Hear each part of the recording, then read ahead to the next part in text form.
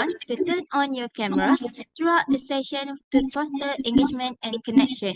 Your cooperation is appreciated. Thank you.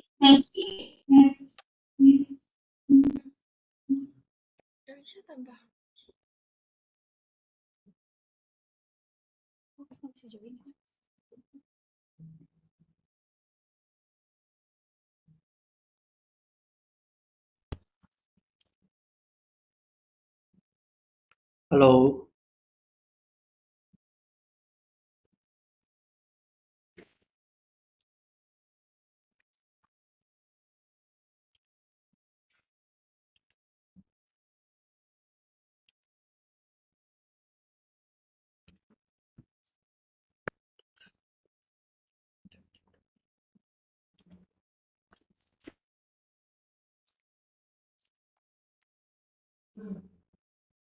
Bismillahirrahmanirrahim. Assalamualaikum warahmatullahi wabarakatuh and a very good morning. The Honorable Dr. Nazrin bin Latif, Deputy Dean of Academic and International Affairs, Faculty of Management and Economics from Sultan Idris Educational University. The Honorable Dr. Nadratun Nafisa binti Abdul Wahab, Lecturer of the PPB 3213, International Business and Globalization course from Sultan Idris Educational University. The Honorable Dr. Asmiati, Deputy Dean of Academic and Student Affairs, Faculty of Economics and Business from Universitas Andalas, Indonesia, the Honorable Dr. Ma'ruf and Mr. Agri Kisti, lecturers from the Universitas Andalas, Indonesia, the Honorable Mr. Lu Jifa, a lecturer from Shandong Huayu Institute of Technology, China, our esteemed Program Director, Muhammad Azmil bin Sopan Setia, respected members of the organizing committee and all distinguished guests and participants. Alhamdulillah, let us first express our utmost gratitude to Allah subhanahu wa ta'ala for with His permission and blessings, we are able to gather here this morning for this meaningful program. I am Nurul Dayana Najiha. And Noor Irene Shazni, your MCs for today's event. Ladies and gentlemen, let us now take a moment to offer a silent prayer, each according to our own faith and belief, in the hope that this event will be blessed and proceed smoothly. For the Muslim, we will begin with a recitation of dua, which will be led by Rahmat Raif bin Zulkifli.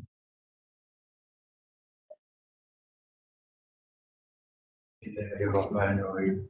Alhamdulillahi Rabbil Alamin. Wassalatu wassalamu ala ashrafil anbiya'i wa ala alihi wa sahbihi ajma'in. Ya Allah, our Lord, we would like to express our gratitude to you for our meeting today.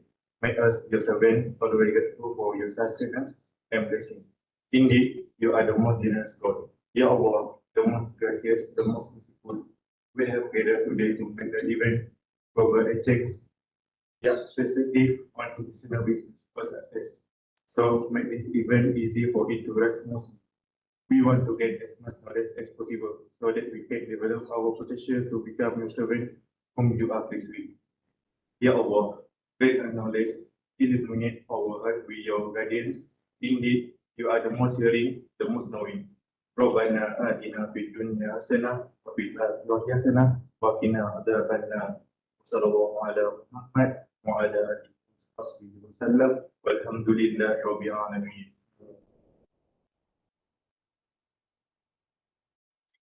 Thank you to my fellow mate, Rahmat Raif, for the recitations of dua just now. Next, we will proceed with the singing of Malaysia's national anthem, Negaraku, followed by the Sultan Idris Educational University song, Anak Kandung Suluh Budiman, followed by the national anthem of Indonesia, Indonesia Raya, and the national anthem of China, March of the Volunteers. Please remain attentive and respectful as we play the recordings.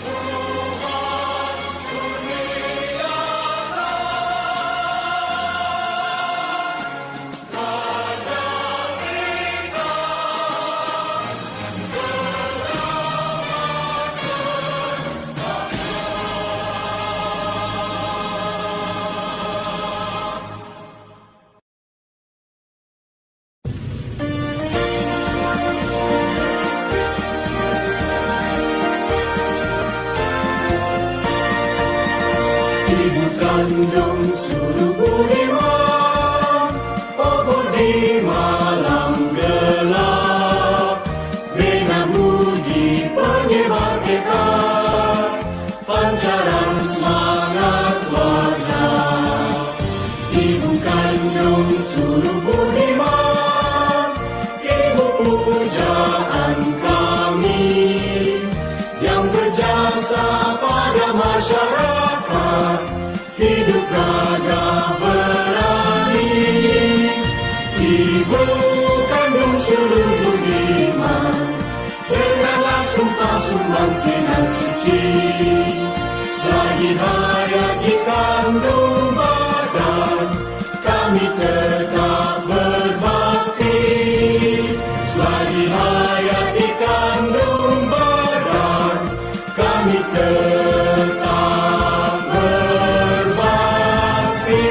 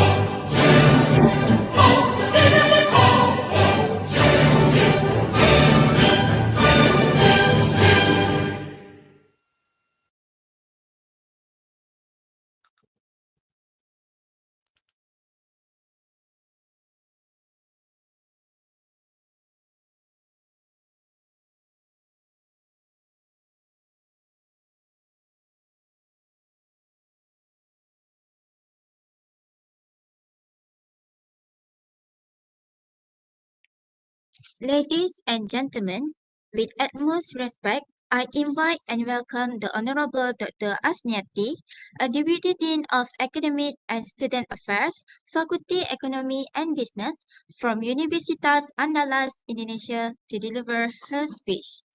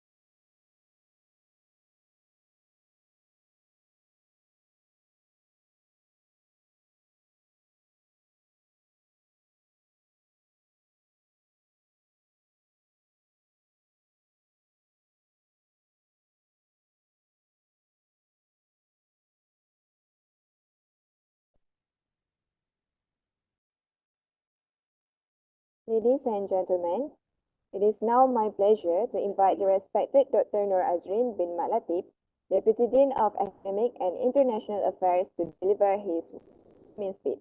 With great respect, please welcome Dr. Nur Azrin. Bismillahirrahmanirrahim. Assalamualaikum warahmatullahi wabarakatuh. Thank you to the program chairperson. So, yang berbahagia, the respected Dr. Nadratun Nafisah, Binti Abdul Wahab, respected Muhammad Azmir, Director of the program, Global Exchange Youth Perspectives on International Business, respected Miss Irene and Miss Diana, our MC today, and member of the organizing committee who have worked hard to make this program a success, and all distinguished guests and participants. Let us begin by expressing our deepest gratitude to Allah Subhanahu wa Ta'ala for allowing us to gather here today to be part of the Global Exchange Youth Perspectives on International Business program organized by the students of University Pendidikan Sultan Idris, UPSI, under the International Business and Globalization PBB 3213 Group A and B. And I would like to extend my sincerest appreciation to the organizing committee for inviting me to officiate this event. And I would also like to take this opportunity to express our sincere appreciation and special welcome to our distinguished international guests, Dr. Asniyati, Dr. Ma'ruf, and also Dr. Agri Kisti from Universitas Andalas, Indonesia, and also Mr. Lu Jifa from Shandong Huayu Institute of Technology, China. Your esteemed presence is deeply valued, and it signifies the strong spirit of collaboration between institutions in nurturing cross-border academic exchange and cultural understanding. Ladies and gentlemen, this program provides an excellent platform for students to gain global perspectives, engage in intellectual discussion, and develop critical insights that go beyond the classroom. It encourages them to appreciate diverse viewpoints, strengthen intercultural communication, and foster a mindset of lifelong learning and collaboration. As Deputy Dean of Academic and International Affairs, I am pleased to support this initiative that aligns with our vision of producing graduates who are not only academically competent, but also globally minded, socially responsible, and also professionally adaptable. I believe that this event will not only broaden our students' horizon, but also lay the groundwork for future academic cooperation among participating institutions. It is through such meaningful engagement that we can collectively advance the quality and impact of higher education across borders.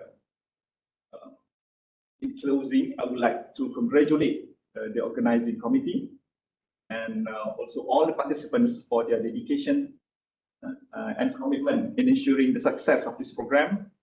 And it gives me great pleasure to officially officiate the opening of this program, Global Exchange Youth Perspectives on International Business. Thank you, and I wish everyone a productive and enriching session ahead. Salam.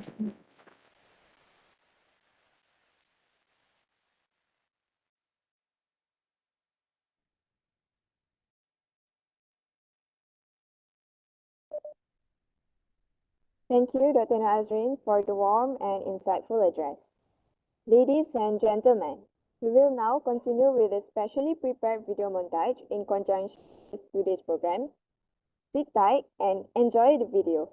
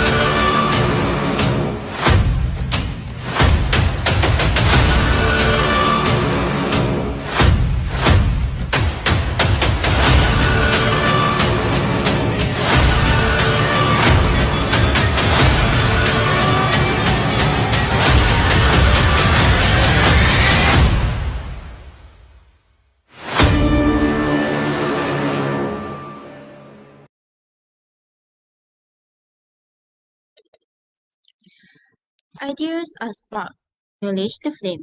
Share across borders, never the same. From leisure hearts, their voice rise to open minds to make us wise. We will now continue with the presentation session by three brilliant representatives from Malaysia. They will be presenting on the topic the impact of tariff on Southeast Asia, Malaysia, China, and Indonesia. We kindly ask everyone to give their full attention to this session. Please ensure your microphones are mute and feel free to type your questions in the chat box for the Q&A session later. Before we begin, let me proudly introduce the presenters from Malaysia. From Malaysia, we have Ayla Shamimi binti Hezir, Nur Amelia binti Abdul Jalil, and Muhammad Daniel Fikri bin Sulaiman.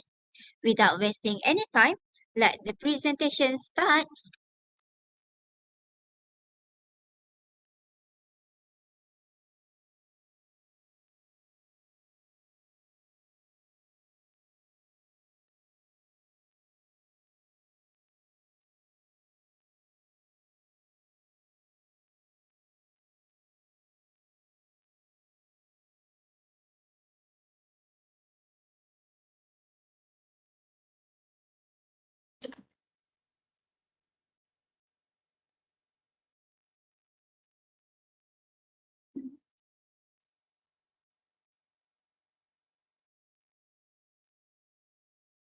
Mana buah murah nih?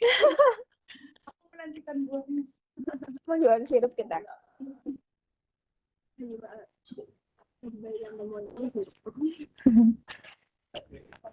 Buka ini kan kita sini ya. Tutup Sam. Assalamualaikum and very good morning to everyone. I'm honored to welcome you to the Global Exchange U Perspective on International Business Conference. My name is Ayla Shamimi and I'll be your MC for this session. Today we're diving into the exciting world of international business. Let's begin with a quick look at what international business actually means.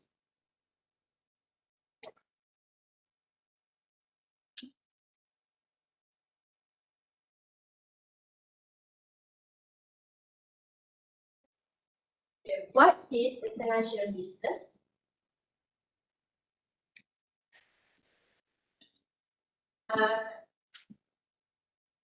International business refers to all commercial activities that take place between two or more countries. It includes the trade of goods, services, technology, capital, and even knowledge across borders. Consider the company name is Double which is a Malaysian fashion label. Its clothes are designed in Malaysia, then it's being manufactured abroad in China. Finally, the finished products are sold internationally. For instance, the Double ships its apparel to the USA. There are actually many reasons why businesses go international. One of them is to access larger markets, to lower production costs, to find new sources of raw materials, or gain competitive advantages. However, doing business internationally comes with few challenges, such as cultural differences like the communication styles and also the customer preferences, as it can vary greatly from one country to another. And there's also a currency exchange, where international transactions often involve different currencies, which can affect in terms of costs and also profits. And of course, there is a trade barriers, include import restriction that may apply internationally. In this presentation, we will be focusing on one key trade barrier known as tariffs.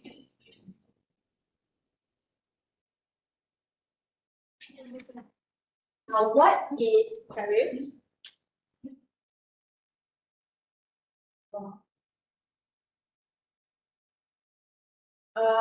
The meaning of tariff is that a tariff is a tax imposed by a government on imported goods and services.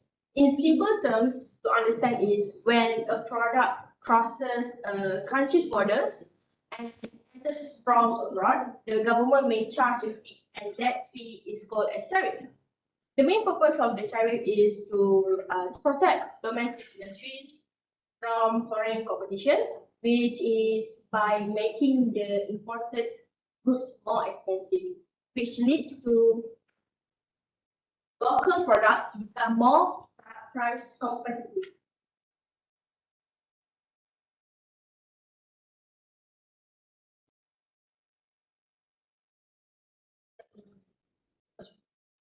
Okay, let me repeat what I said. I'm sorry for the low in volume.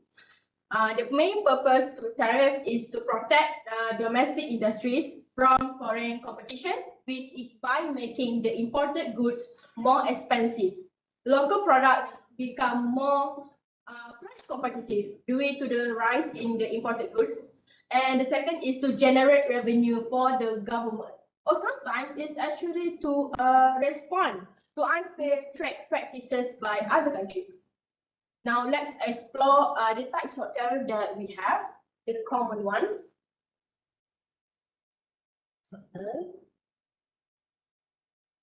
Okay, first of all, now there are mainly two tariffs that we can see. The first one is the specific tariff.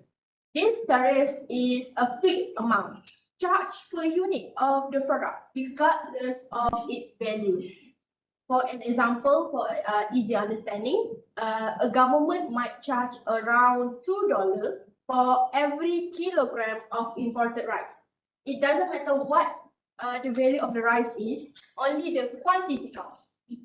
So the second tariff is the ad valorem tariff. A percentage of the value of the item will be charged as tariffs. For example, if there's a 10% tariff on imported watches, for example, and a watch can be worth around $200, then the tariff will be charged around $20. It means that this tariff is the higher the value, the higher the tariff that will be charged.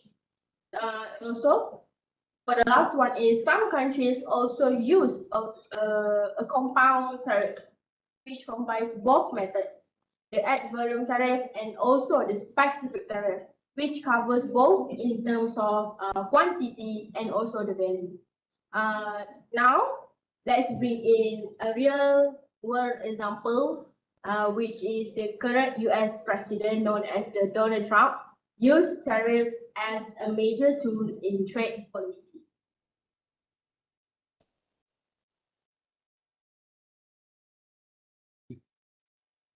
I'm sorry for certain technical difficulties.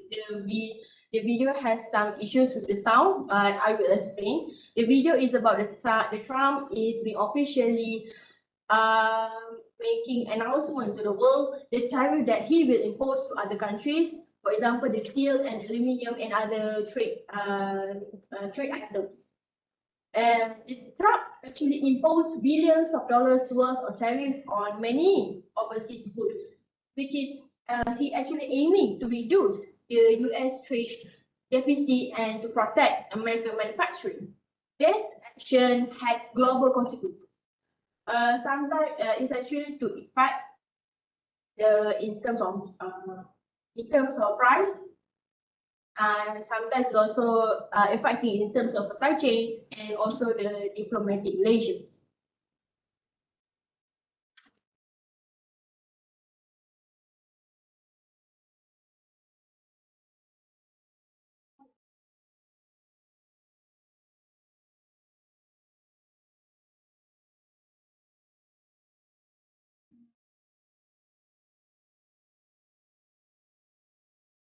It's from my presentation, it's a powerful reminder of how tariffs, although just taxes on paper, can actually influence the entire global economy. As a summary from my presentation, international business is about cross-border trade and exchange. Tariffs are tools that government use to control trades, and their impact can be felt worldwide and seen in recent political decisions. I hope this gave you a clear and engaging introduction. Thank you, and let's continue to explore how youth like us can shape the future of the global business.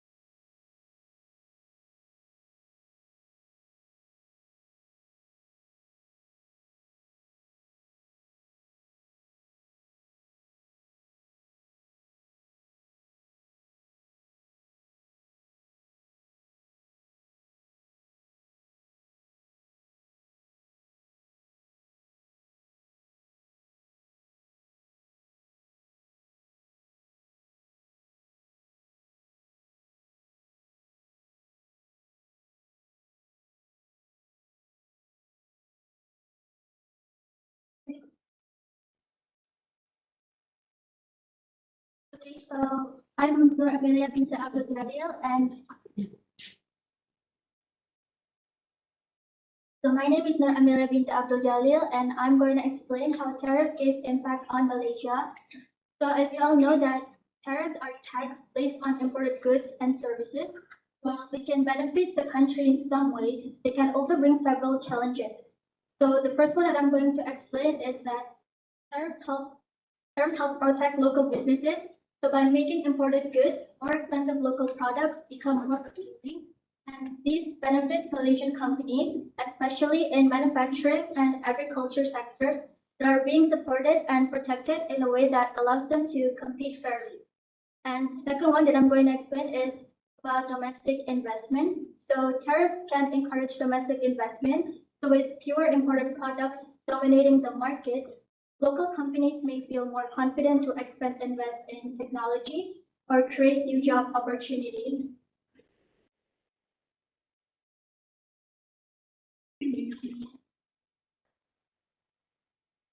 Okay, so I'm going to repeat from the beginning for now. So the first one is tariffs help protect local businesses. So by making imported goods more expensive, local products become more appealing. So this benefits Malaysian companies, especially in manufacturing and agriculture sectors that are being supported. So the second one is tariffs can encourage domestic investment. So with fewer imported products dominating the market, local companies may feel more confident to expand, invest in technology or create new job opportunities. So the third one is another benefit is that tariffs increase government revenue. So every taxed import adds to national income, which the government can use for development projects such as education, roads, and healthcare. So those third are the positive impacts. However, there are actually a few negative impacts. So there are two that I'm going to explain. So how the downside is the one major drawback is that tariffs can raise consumer prices. So when companies pay more to import goods, they often pass that cost onto consumers, like everyday essentials such as food, household items may become more expensive. And lastly, tariffs can affect trade relationships. So if Malaysia imposes tariffs, other countries might respond with tariffs on our exports. So this could hurt our business trying to sell products overseas.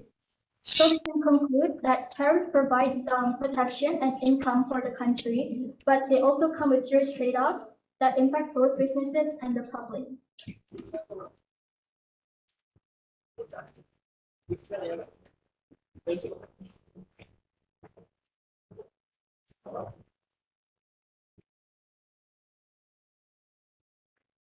All right, so now I'm going to explain the kind of costs that Malaysian businesses and citizens will have to face. So this slide actually focuses on the kinds of costs that Malaysian businesses and citizens may experience due to tariffs.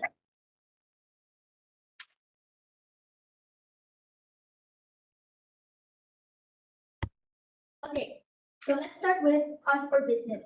So the first one is tariffs often lead to higher operating costs because many Malaysian companies rely on imported raw materials or machinery. So when import costs rise, so does the total cost of doing business.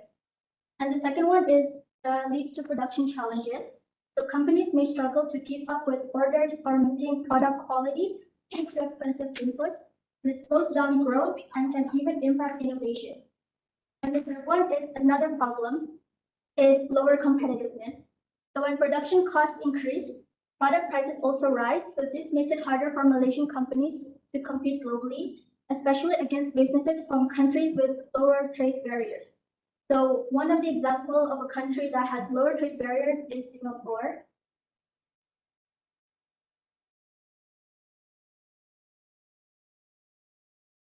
So Singapore is, as we all know, that is one of the most open economies in the world, and almost all imports enter without tariffs.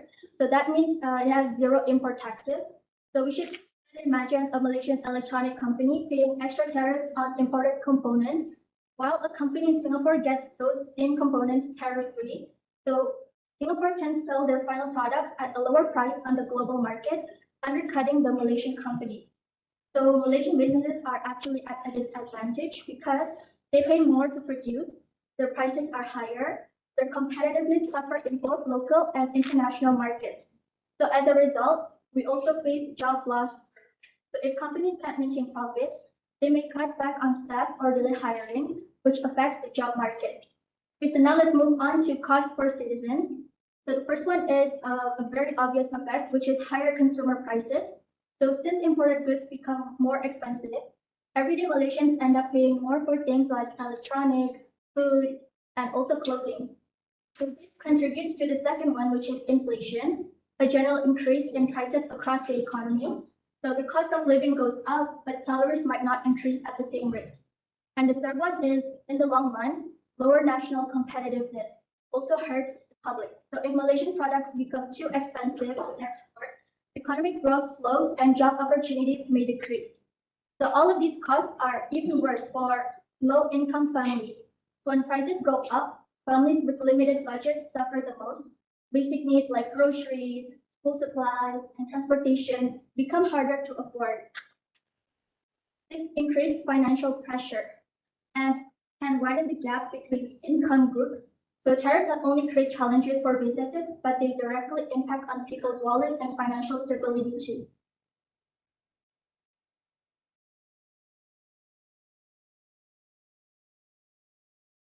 Okay, so now I'm going to explain how to reduce the impact of tariff.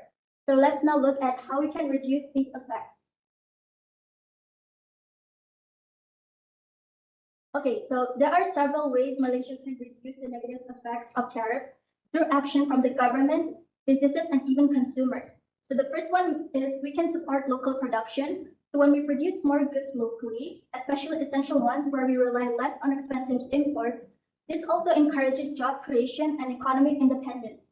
The second one is that the government can provide business incentives.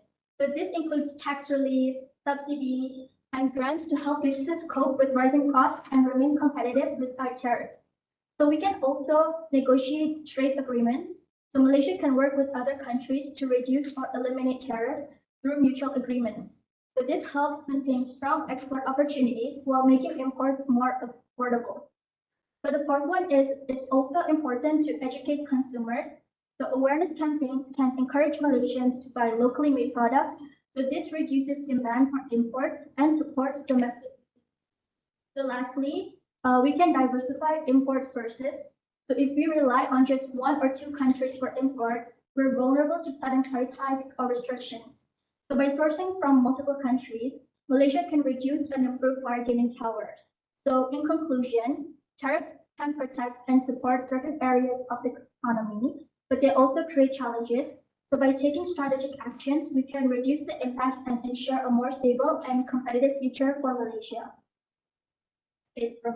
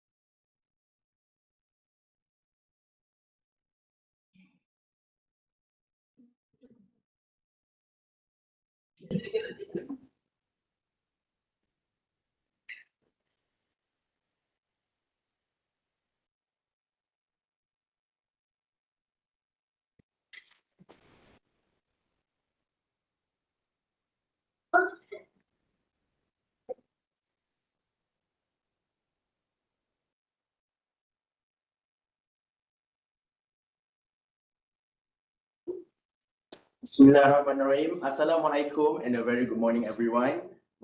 Before I start, there's a Malay saying that goes, "Kenal maka tak cinta." So before I start my presentation, I would like to introduce myself first.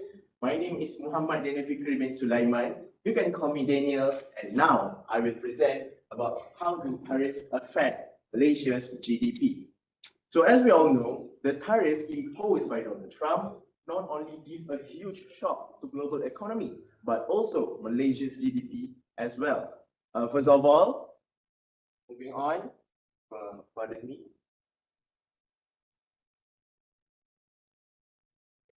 Okay, there are 5 points that I would like to present today. The first one being increase for export costs, dampening demand, reducing competitiveness, disrupting supply chains, and the last one is decreasing cross-border investment. So for the first one, increasing costs for export. As we all know, the tariff imposed would disrupt supply chains. Pardon me, the tariff imposed would increase the cost for export. USA is one of Malaysia's most highest partner for trade, with total Malaysian export to the USA amounting to USD 201.9 billion in ringgit, amounting to 44.9 billion in USD dollar, which is equivalent to 11.2% of Malaysia's gross domestic product GDP, with the main export being semiconductor and electronic devices, which equals to USD 7.32 billion. Under the worst case scenario, the 24% tariff will amount to 2% GDP loss for Malaysia. This is a very possible outflow of high-end manufacturing activities that will occur. So the second point is disrupting supply chains. So the tariff imposed would disrupt supply chains, which is the result of higher costs for products to be exported, higher costs for doing business, and uncertainty by multinational corporations might lead to significant restructuring of supply chains. This would then cause delays, inefficiencies, and ultimately impacting Malaysia's role as a manufacturing and export hub. So the second point is reducing competitiveness. Malaysia, which has strategically positioned itself as a key player in global supply chains, and increased cost of Malaysian goods due to tariff make them less price competitive regardless of their quality or efficiency. This effect could undermine Malaysia's reputation and leads to a long-term decline in its share of global trade. So the third point that I will start to present is dampening demand. Consumers and businesses in importing countries may seek out cheaper substitutes, causing a decline in sales volume for Malaysian products. Lower export demands equals to reduction of production levels across various industries. This slowdown in industrial activity may result in potential job losses in export-reliant sectors and a decrease in overall economic output, which ultimately cause a decrease in GDP growth. Last but not least, the last point is decreasing cross-border investment. A decrease in cross-border investment, or should I say foreign direct investment, FDI, is a crucial driver of economic growth by bringing capital, technology, and job creation. Tariff introduce a significant element of risk and unpredictability for potential investors. The idea of reduced profitability or limited market access makes Malaysia less attractive to be an investment destination. So, for the next slide, I will present about how to maintain a good GDP while paying tariff for the Malaysian government. Okay. So for this slide, there are two main factors that I would like to touch. The first one being empower domestic sector, and the second one is capitalize on areas valued by the USA government. So the services sector is this one. The first step is to empower domestic sector through services sector that act as a key growth driver. So the services sector emerges as a key growth driver, offering immense potential for expansion. By investing in and promoting areas such as financial services, healthcare, education, and digital services, Malaysia can cultivate robust international demand and create new employment opportunities. A thriving services sector provides a stable base of economic activity that is less susceptible to international trade disputes. And to complement the first factor, which is services sector as key growth, is bolstering tourism. So the Malaysian government could bolster our own country tourism, which is vital to the growth of our own country. Initiatives like Visit Malaysia Year 2026, coupled with improved connectivity and visa policies, can significantly increase tourist arrivals and spending. This influx of currency directly contributes to GDP and supports a wide array of related industries, from hospitality all the way to retail and transportation. And the third factor is private consumption. Furthermore, by stimulating private consumption through supportive government policies such as targeted income measures and maintaining a stable labor market, encourages household spending, which form a substantial component of domestic demand. And the last factor is public investment. Strategic public investment in infrastructure projects, technological investment, and human capital development can stimulate economic activity, create jobs, and enhance the nation's long-term productive capacity, providing a crucial counter-cyclical buffer against external shock. And the second main factor is capitalize on areas valued by the USA government itself. So Malaysia could capitalize on areas valued by the USA, turning potential vulnerabilities into points of leverage. Malaysia's established position as critical electronic manufacturing hub and its integral role in the semiconductor supply chain are paramount. As the world's sixth largest semiconductor exporter, Malaysia specializes in essential assembly, packaging, and testing processes. The USA, seeking to diversify its technology supply chains and friend-shore production away from geopolitical rivals, increasingly views Malaysia as a reliable partner. This indispensability in a strategically vital industry could provide Malaysia with significant bargaining power, potentially leading to exemptions or more favorable tariff terms for these crucial components. So the second point is rare earth elements, REEs. Malaysia's potential in rare earth elements, REEs, present another strategic opportunity.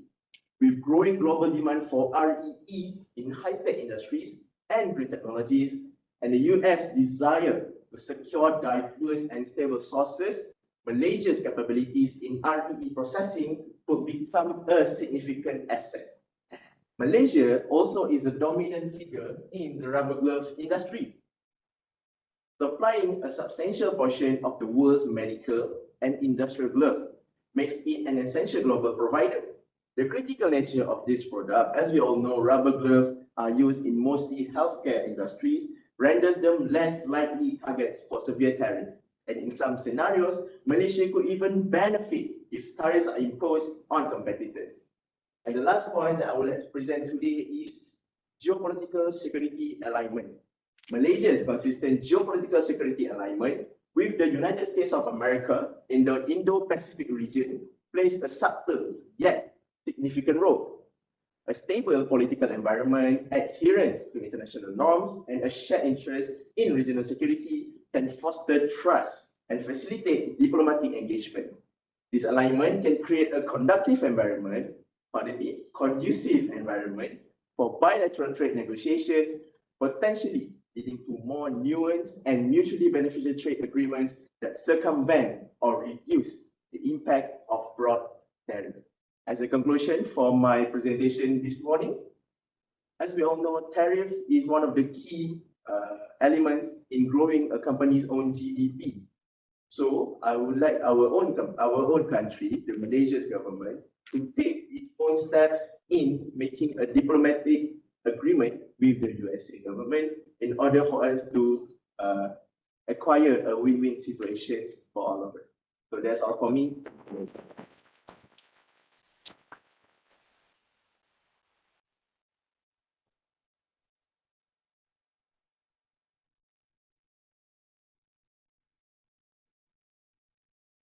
Thank you to the Malaysian presenters for their thoughtful and valuable insights. Ladies and gentlemen, with utmost respect, I invite and welcome the Honorable Dr. Asniati, a Deputy Dean of Academic and Student Affairs, Faculty Economics and Business from Universitas Andalas, Indonesia, to deliver her speech.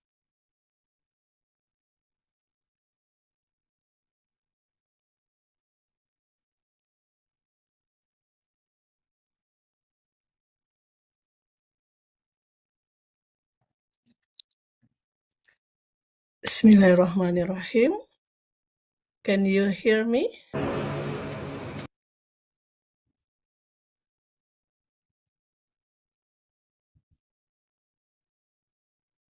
Assalamualaikum. Can you hear me? Yes, ma'am. Okay, thank you.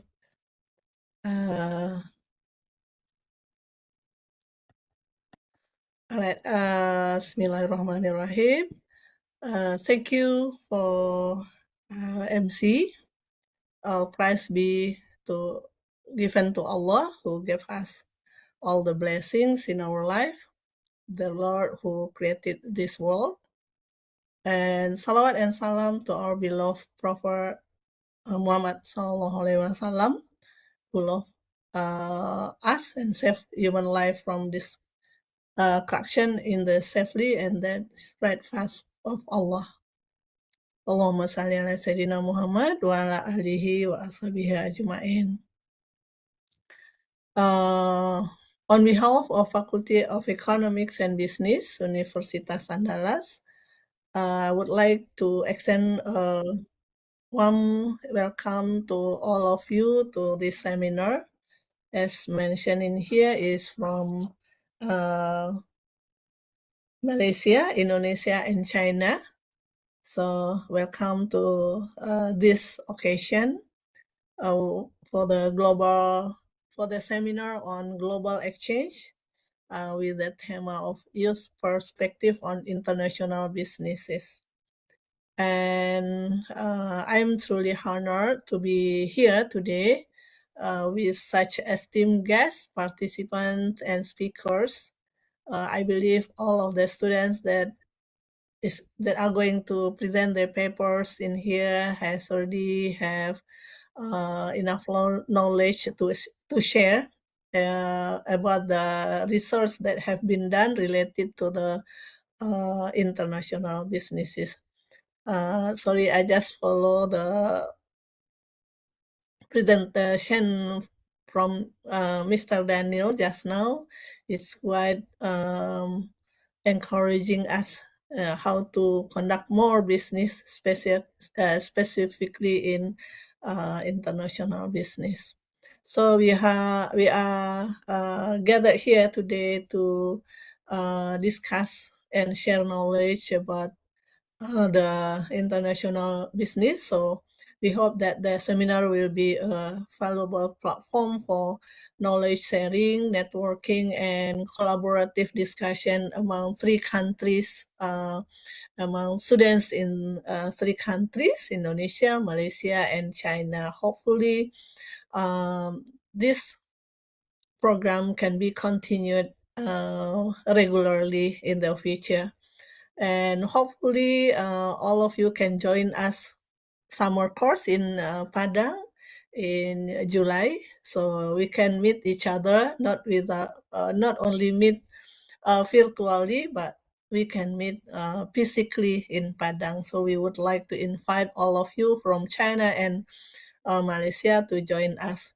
And special thanks to Dr. Nur Azrin bin Mat Latif, Dean of Economic and International Affairs of Faculty of Economic and Business, University Pendidikan Sultan Idris, that has already initiated this program from UPSI. So hopefully in the next chance, the organizer will be from Faculty of Economic and Business, Universitas Andalas. So and also from China. So we would like to thank again all the participants in here for their willingness to share their expertise and knowledge with us.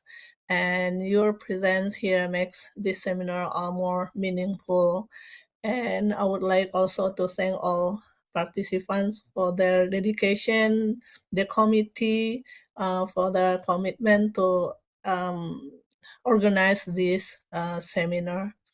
So I would like to send also warm regards from our dean, because he has another program in Jakarta. So thank you very much to also Dr.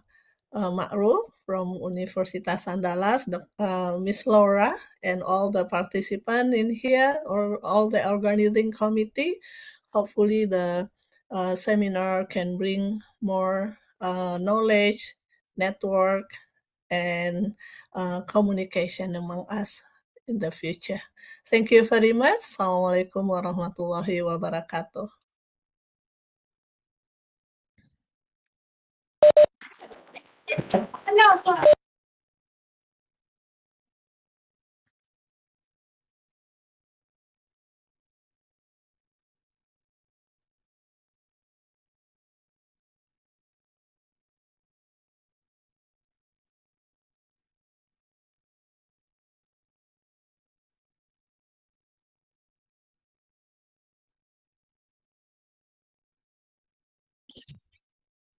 Thank you, Dr. Asnyati, for the meaningful and encouraging remarks.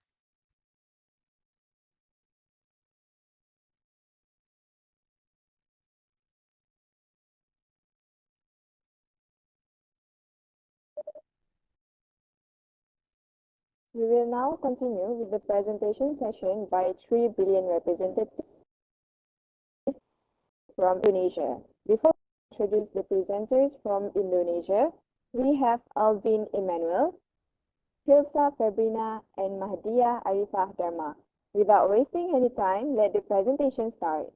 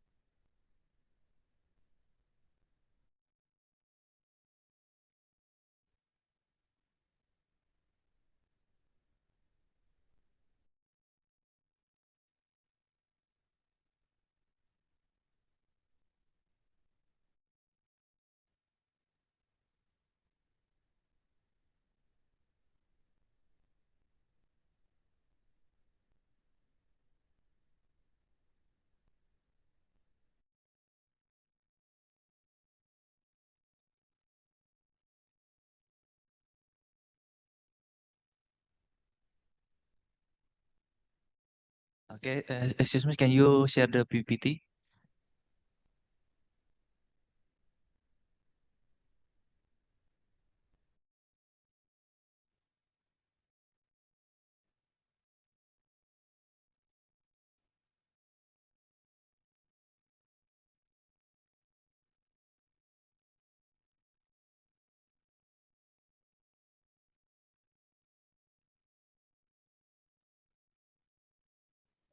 For the inconvenience, wait for a moment, because we have a problem.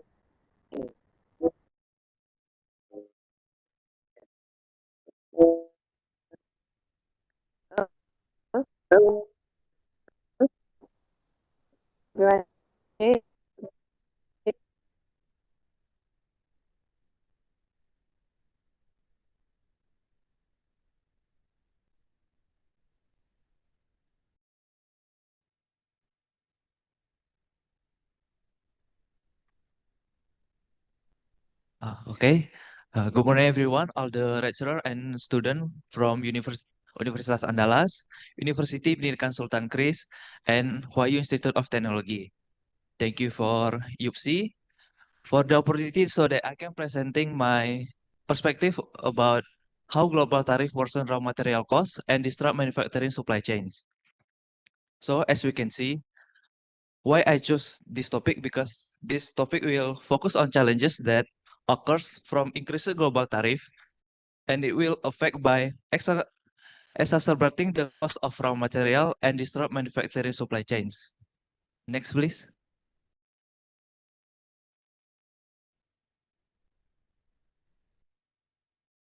Next slide.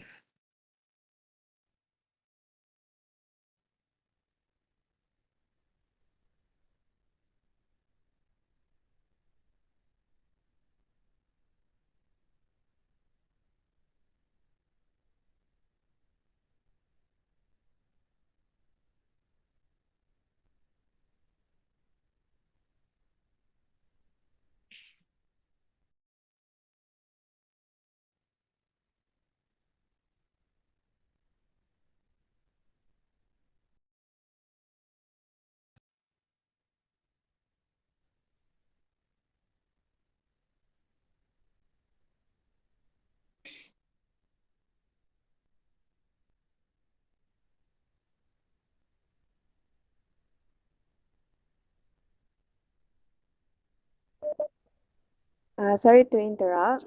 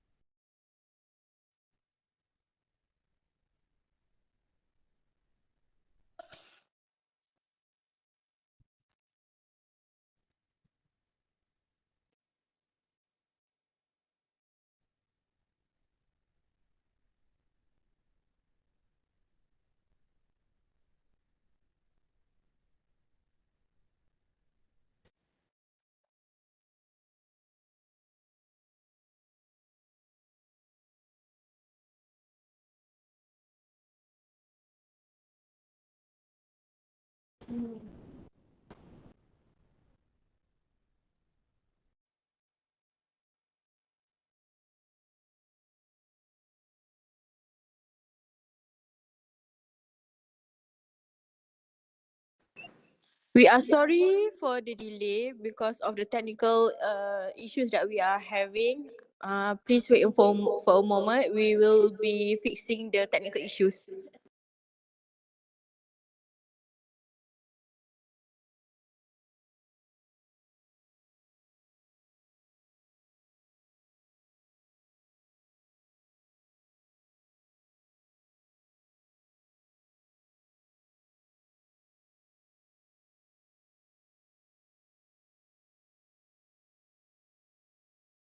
Okay, thank you. Before we go any further, let me introduce myself first. My name is Alvin Emmanuel. I am currently undergraduate management student at Universitas Andalas. I'm at semester 4. So fun fact about me, I'm a sport maniac. So it's also my hobby. I'm playing all kind of sport from soccer, basketball, and volleyball, etc. May I So you can continue? see, Continue.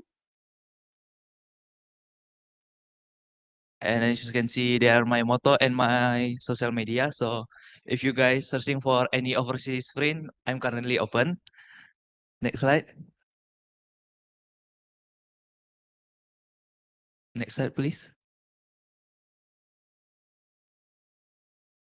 Okay, so before we go through the study case, first we must know that we understand about what is work tariff.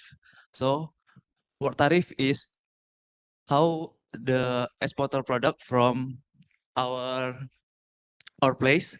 So it imported good tax that applied globally to all the exporter nation. So the purpose of tariff is to make foreign student are more competitive and protect domestic product. In my opinion, there are two factors that influence the current state of work tariff. So the first factor is economic factor. When the economic face recession or economic downtown, they are more imported product rather than exported product.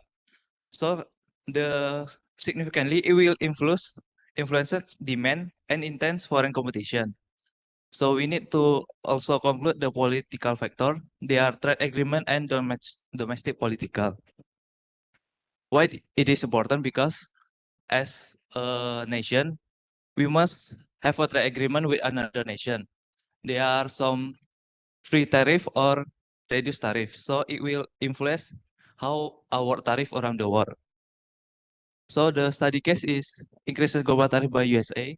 To understand what is hot topic today, what is the news about economic, about international business, we can use 5W and YH analysis to know what happened around the world now. So the first W is what? What happened around us? What is the topic now? So what is happen now is the US has significantly increases import tariff of imported product and from numerous countries. Usually the normal tariff will be 10%, but now we can see their increased more tariff from Indonesia is around 32%, for Malaysia is 24%, and China tariff reaching up to 145%. Afterward, we must analyze about why this phenomena happen. why US announced this policy. So there are two primary drive. The first drive is economic factor, and the second one is political factor. So if we analyze from economic factor, because US has trade deficit from another nation, so there are imbalance that threaten US economic. So US decide to increase their war tariff, so their product is still competitive in domestic industry. And the second factor is political factor. In this policy heavily influenced by domestic political agendas and the desire to deliver on campaign promise from Donald Trump, which is make America great again. And then what? Who the main character in this topic? Where they are and when this happened? The initiator is US and the affected parties is China, Canada, Europe nation, and Southeast Asia like Indonesia and Malaysia. So how can this phenomenon happen? Because the US has act unilaterally. So the decision of increasing water tariff is not based by World Trade Organization or WTO, but they act because of executive order and presidential memorandum, not through WTO. Next slide, please.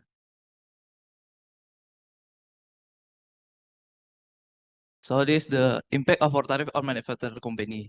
So the first thing that affected by water tariff increases is raw material. So there are three things. The first one is increase in import cost.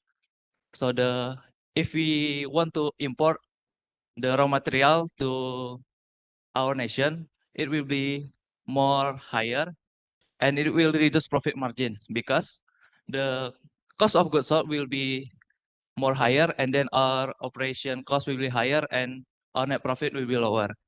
And it will limit our sourcing option. Why? Because we need to find the best sourcing, the best raw material for us so we can lower our cost and increase our profit.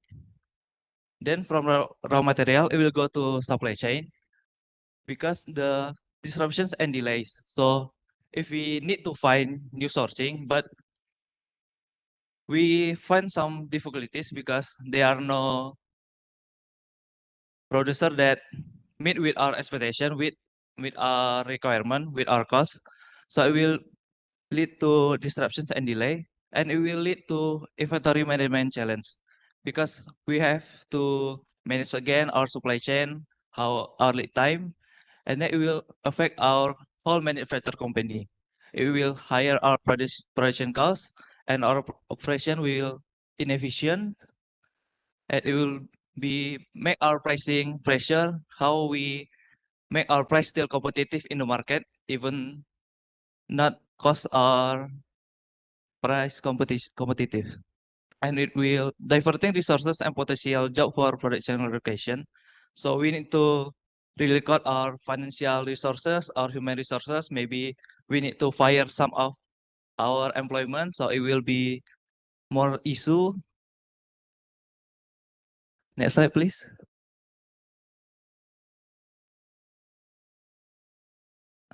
War tariff also impact on global competitiveness. If our company is on a global scale, it will increase our export costs. So maybe our price will be not competitive. Maybe our customer find other product that same with our product, so they will choose another product. It will reduce our export opportunities. We will be hard to export our product again.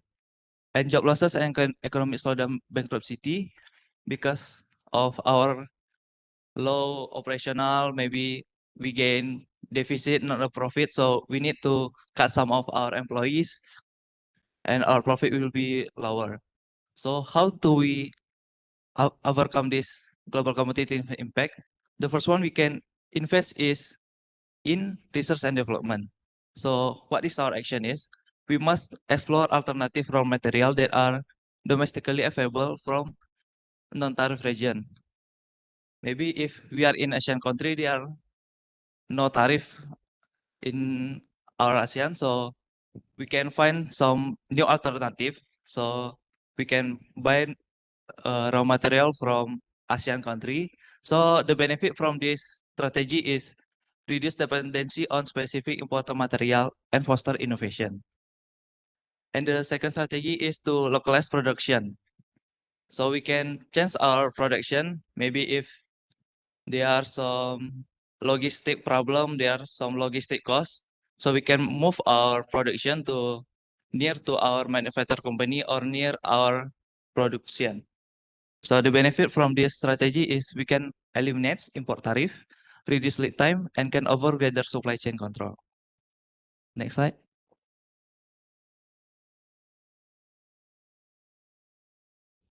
Next slide, please.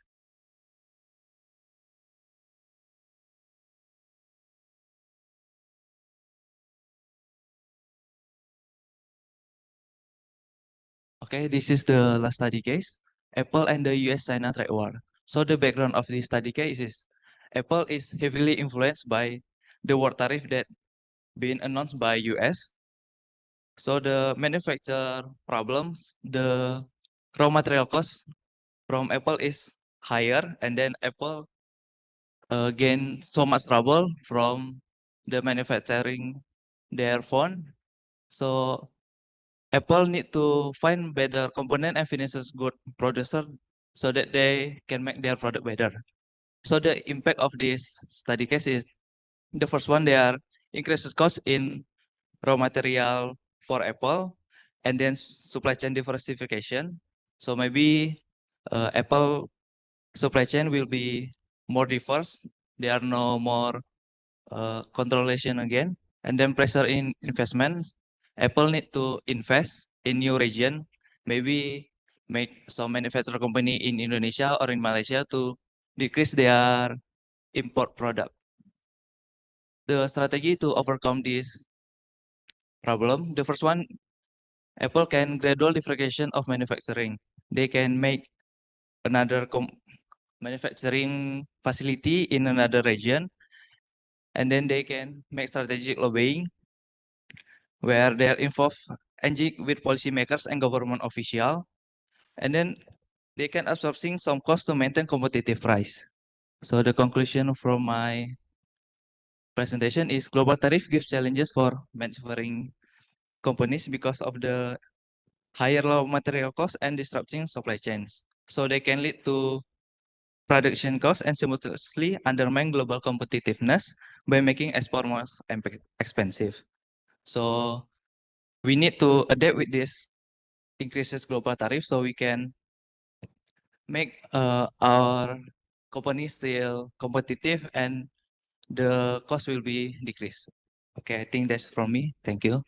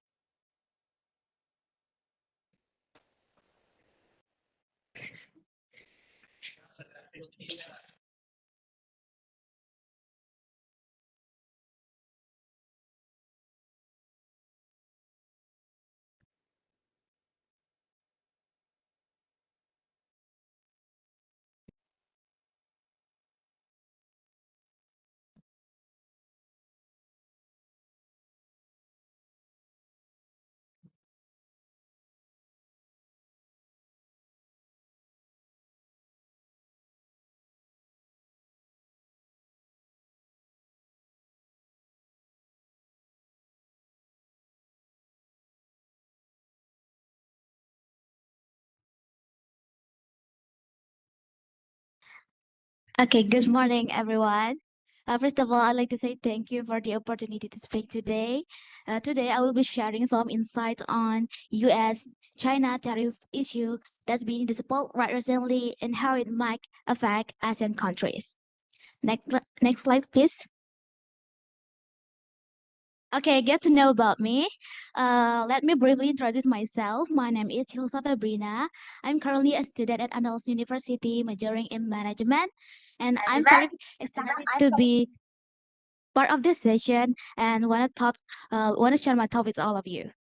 Next slide, please. Okay, let's take a moment to focus on the main points we will be discussing. First, we will talk about what is import tariff and who bears the cost, and then we will talk about what are the reasons behind Trump's tariff and why is ASEAN also targeted, and how do U.S. tariff affect ASEAN economies, and then lastly, we will talk about what are the possible solutions for ASEAN countries in response. Next slide. Okay, first, what is import tariff? Definition of import tariff according to the World Trade Organization. An import tariff is a tax levied by a government on goods and services brought into the country from abroad. This means that when a product is brought into a country from abroad, the government charges a certain amount of money for it. And who bears the cost? Here's how it works. When a product is exported from another country, it arrives at the port or airport of the destination country. At the point, the government applies the import tariff, and then the importer or the people or the person who brings the goods into the country has to pay this tax. However, the importer usually doesn't want to lose money, right? And then they increase the selling price of the product to cover the cost of the tariff. In the end, it is the consumer who pays more and more when buying the product in the store or in the mart. And so even though the tariff is officially paid by the importer, but the real cost is passed on to the consumer. Next slide, please. Okay. And then what are the reasons behind Trump tariffs? Ladies and gentlemen, we know that the Trump raised tariff officially because he wanted to protect the U.S. economy, right? And he was worried that the country was losing its power in global trade, and he wanted to fix the trade deficit, because we know that the United States is facing a trade deficit, meaning the value of goods and service it imports is greater than the value of this it export. And to fix the problem, Trump targeted China with high tariff. Wait, maybe from the U.S. Point of view, we can see it like reasonable to Trump increase the tariff, because Trump want Americans to buy product made in United States, but he didn't think about the long-term impact. He didn't consider about the China's retaliation. So why is ASEAN also targeted? If you know, in 2025, ASEAN is the world's fifth largest economy with GDP of about 4.25 trillion US dollar, just behind the US, China, the European Union, and Japan. And we know that the United States has a trade deficit with ASEAN, and Trump believed that some goods from ASEAN were actually Chinese products rerouted to avoid US tariffs. For example, many Chinese panel solar company moved their factories to Malaysia, Thailand, and Vietnam. The United States saw this is a way to cheat the system, so they also added the tariffs to ASEAN countries. Next slide, please. So, how the US and China tariff war affect ASEAN? First, ASEAN is facing an influx of Chinese goods as China redirect export from the US to Southeast Asia. Like this led to an influx the Chinese cheaper Chinese product in the ASEAN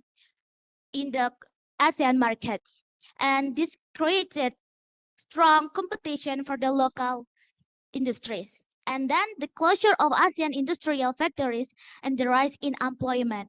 For example, the PT Sritek, a major textile company in Indonesia, faced bankruptcy due to declining export and competition from the cheaper Chinese import flooding the ASEAN market. This led to a rise in employment. And in Thailand, Nissan closed one of its factories because of the lower demand and global chain, but partly caused by the trade war. And this is also the rise in employment. And finally, according Asia Development Bank, Project ASEAN growth to slow from 4.8% in 2024 to 4.7% in the next 2 years due to tariff wars. It happens because the tariff increased the trade costs and disrupt supply chain and reduce investment. Next slide. Next slide, please. Okay, so what ASEAN can do?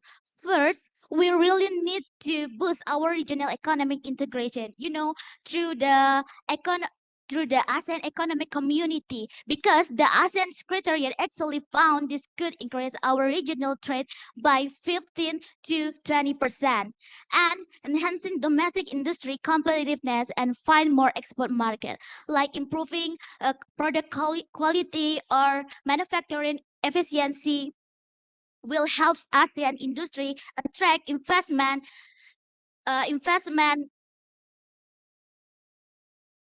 relocating from the China due to tariff. And we need to find more export market. Like look at Vietnam. After their European Union trade deal kicked in 2020, their export to Europe jumped by 18% in just 1 year. And last but not least, we must to invest in skilled workers, because investing in skilled workers help ASEAN strengthen industries and reduce dependence on the US-China trade war. For example, if you know Singapore's Future Skill Program, it's a great model. They have trained 500,000 workers already. Next slide, please. Okay, the conclusion. This issue reminds us how deeply connected our economies are. What happens between big powers like the US and China create the real challenge for some smaller region like ASEAN. But with smart and united response, ASEAN can not only survive but grow stronger in a shifting global landscape. That's all I can deliver to you at this moment. Thank you.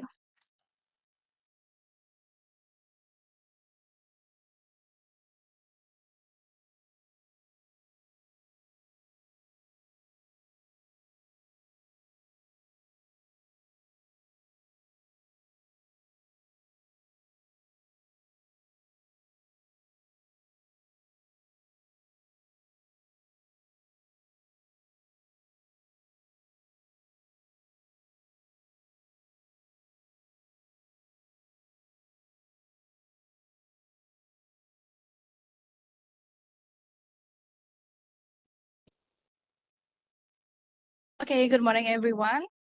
Today, I'm going to present about integrated trade and development as Indonesia's global tariff policy strategy for ASEAN stability. And next slide. Please.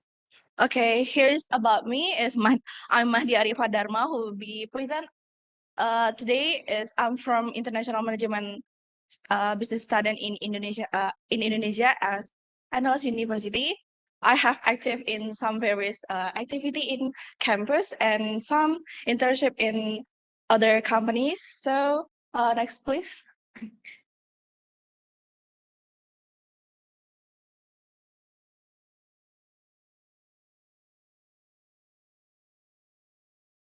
Okay, it's such an honor to share my talk about this topic. Next, please.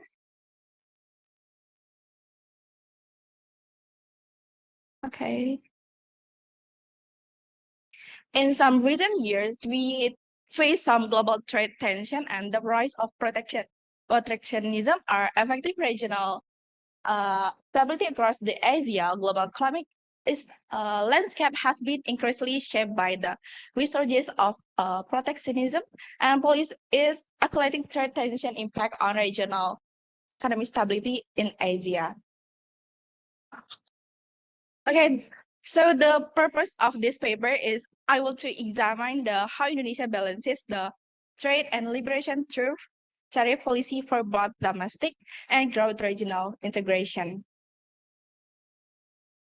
And here the analysis, please, next slide.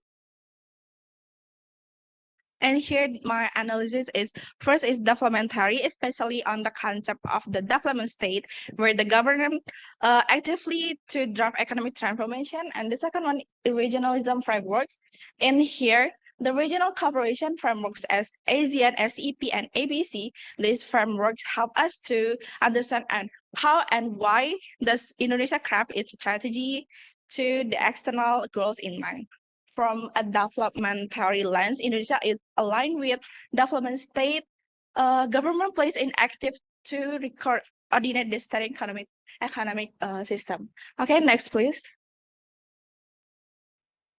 In Indonesia's tariff policy map in 2024 and 2025, in current tariff, US get the rate it from 5.87%, while the trade when it average in 1.180%. It's from the World Bank WTS report that Indonesia has simply average bound the tariff of 37%. And here Indonesia respond to the tariff from US strategically rather than retaliating. They will adjust its policies and strengthen the alliance with the export strategies. So we have a regulation and trade incentive, like the regulation and number 2024 by the Director General of Customer and Excise and the Trade Ministry regulation. And here's some regulation of us. There's so many, and we have the tax incentive to the trade incentive, like we have the import duty exemption and special economic zones to and the digital green sector Indonesia. The policy adjustment, we have respond to the extra tariff pressure, such as from US and also the European Union. Okay, next, please. Okay, in here, Indonesia have tools not only to industrialize the Indonesia target, also we have goals to have the stability in Asia to recognize our cooperation. This is illustrate how tariff police can serve an economic diplomacy and regional balance, not just as international, but also the regional stability. Okay, next. In this area, we have active in participation in regional cooperation, such as ASEAN, RCEP, and also Indonesian Pacific Economic Cooperation. We have talking about the tariff and economic system in Asia. We also have diplomacy to the regional balancing. Next, please. Okay, as Indonesia have a challenge in US tariff targeting in 2024, so Indonesia targeting the tariff policy must remain adaptive and forward-looking in order to respond to the global economic shift.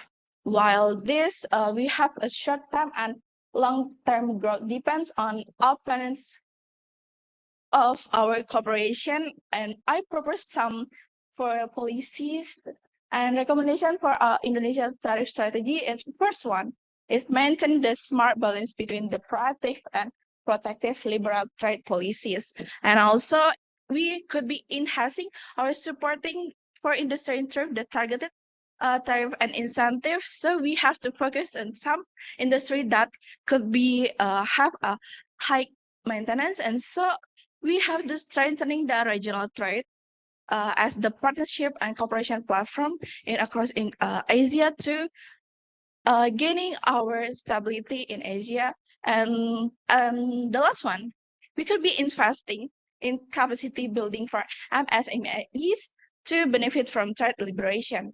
Okay, that's all for me. Thank you for the opportunity, and thank you.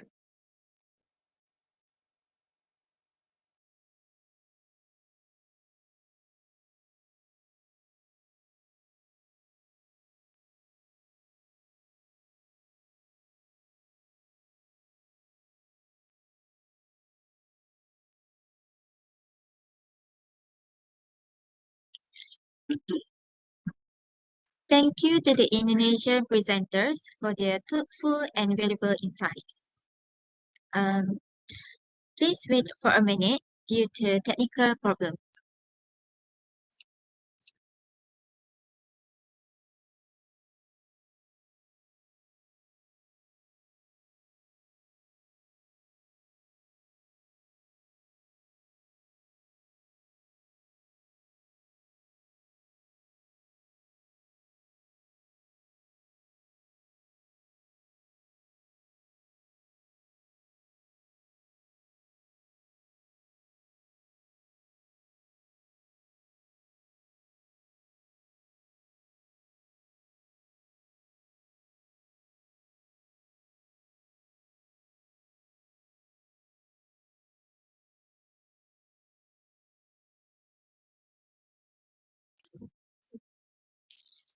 Next, let me introduce the presenters from China.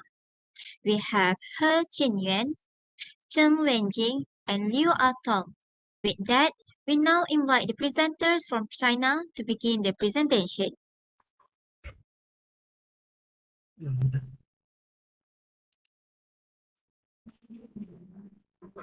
同学，那个发 PPT 怎么发？共享屏幕。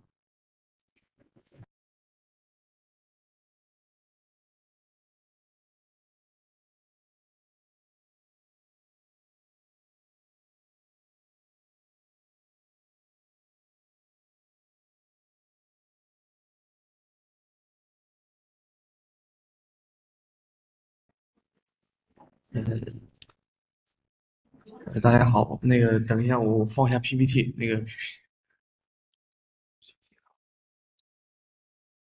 这里有吗？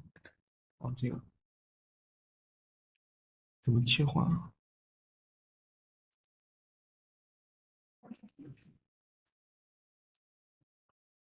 今天我带来的是中美工业品贸易格局分析。首先是关税影响、产业优势和贸易博弈的分析。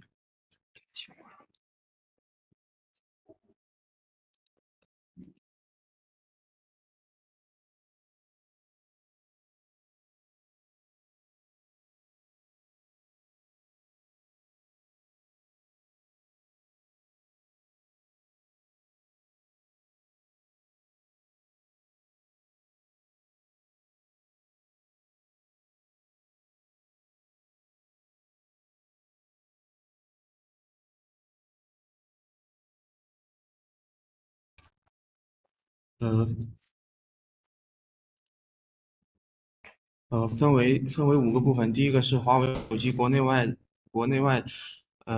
价差，中国工业品出口优势。第一个部分是华为手机国内外价格差。关税影响价格差异，关税导致价格差异。以华为 Mate 60为例，国内售价约为1200美元，受美国145%关税的影响，美国零售价高达2940美元。关税增加了成本，抬高了售价，削弱消费者的购买欲，还催生了逆代购，比如说美国中产通过中国代购省机票钱，冲击了市场定价。第二个部分是关税影响贸易格局，美国发动关税战，想缩逆差保产业，却适得其反。关税使进口产品涨价，增加国民生活成本，像华为手机等价格飙升，且未改变制造业外流空心化依旧。第三个是关税与产业发展关联，中国靠劳动力等优势成为出口大国，华为公司的是代表，美国制造业空心化，重金融科技轻制造，关税战凸显差异。第二部分是产业链完整配套，产业链门类齐全。中国是世界上唯一拥有联合国产业分类中全部工业门类的国家，涵盖从传统制造业到高端装配制造等各领域，为工业品生产提供坚实基础，上下游协同高效。在中国，零部件供应、组装、包装、运输等环节紧密相连，各环节在国内高效完成，大大缩短了生产周期，降低成本，提高了出口竞争力。产业集群效应显著，珠三角、长三角、环渤海等地形成制造集群，企业间资源共享、优势互补，产生巨大协同效益，推动了工业品的高效率出口。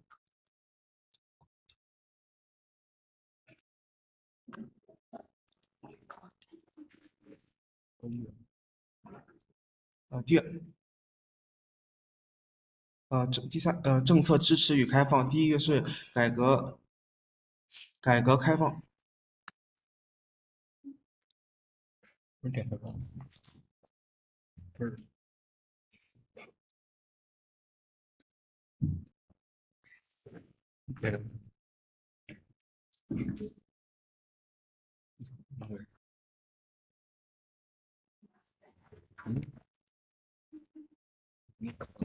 电脑怎么回事？电脑怎么黑屏了？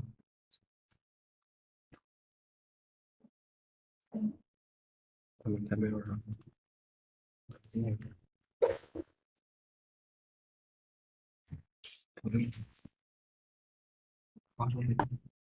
有人。你可以讲英语吗？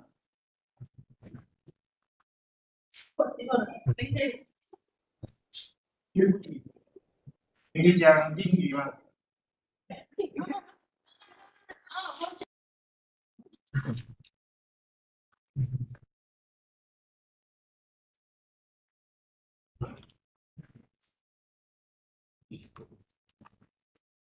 你共享屏幕吗？共享屏幕吗？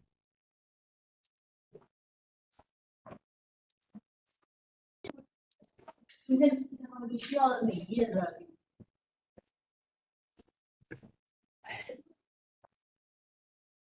摄像头关了。劳动力产业链完整配套，产业链门类齐全。中国是世界上唯一具有联合国产业分类中全部工业门类的国家，涵盖从传统制造业到高端装配制造等机械，为工业品提供了。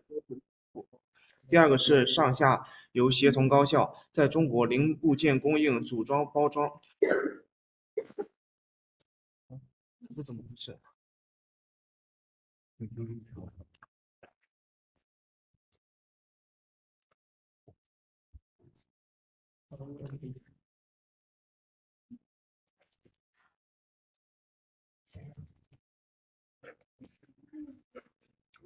给我。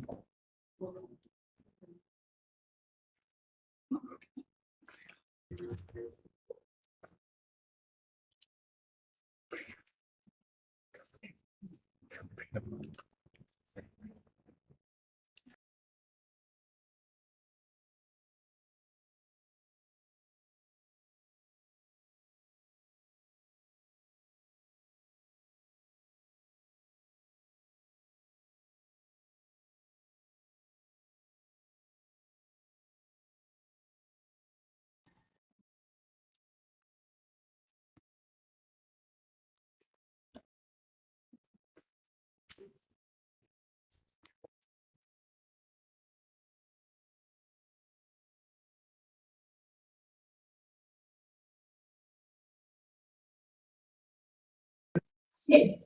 然后现在收索的，你要是有什么需要我可以帮你，你现在要。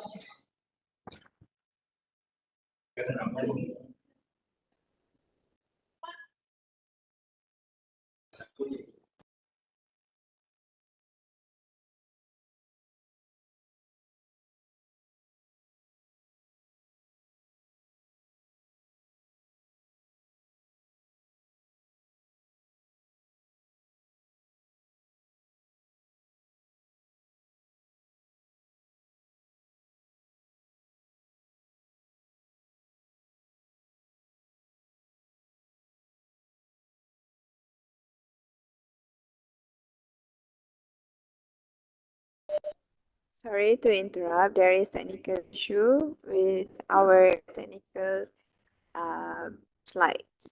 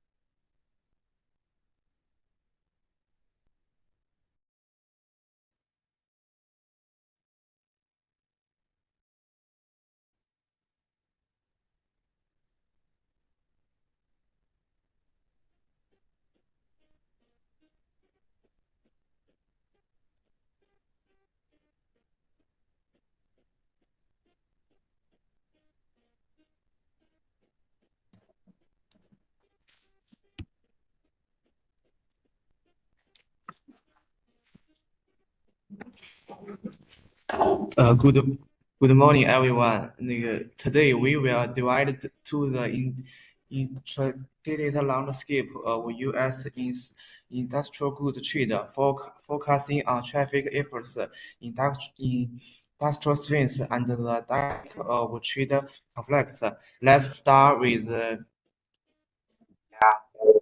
keluar dari kegiatan yang banyak lagi aktivitasnya. Apalagi sekarang sudah banyak persetujuan bank-bank digital ya, bank-bank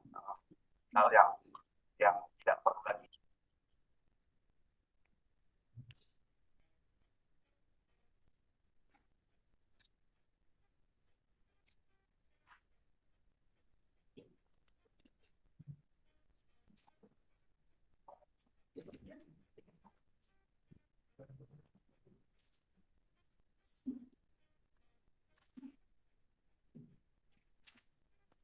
the price grip of the price difference of Huawei phones, how traffic shapes markets. Takes the Huawei Mate 16 as a case study in China. It's realized at a portion actually $1,200 in the US due to 115% traffic. The price starts to 1941 dollars. Why do this matter? Traffic inflects costs, reduce consumer demand, and even sparked reverse purchasing, where U.S. consume buy phones in China to save money, undermine market pricing. The U.S. launched a traffic war to shrink trade deficits and protect domestic industries, but the result backfired. Imported goods become costlier, bonding American households. Manufacturing outsourcing continued, and industrial hauling out present. The highlight as a key point, traffic efforts industry complex, discussing global trade while enforcing structural economic gaps between the U.S. and China. China's gauge in industrial exports, labor cost advantages, domestic demand, abound low-cost labor attract foreign investment, laying the foundation for export-oriented manufacturing, low production costs, and early outsourcing rules. So at the low end of value chains, build production experts.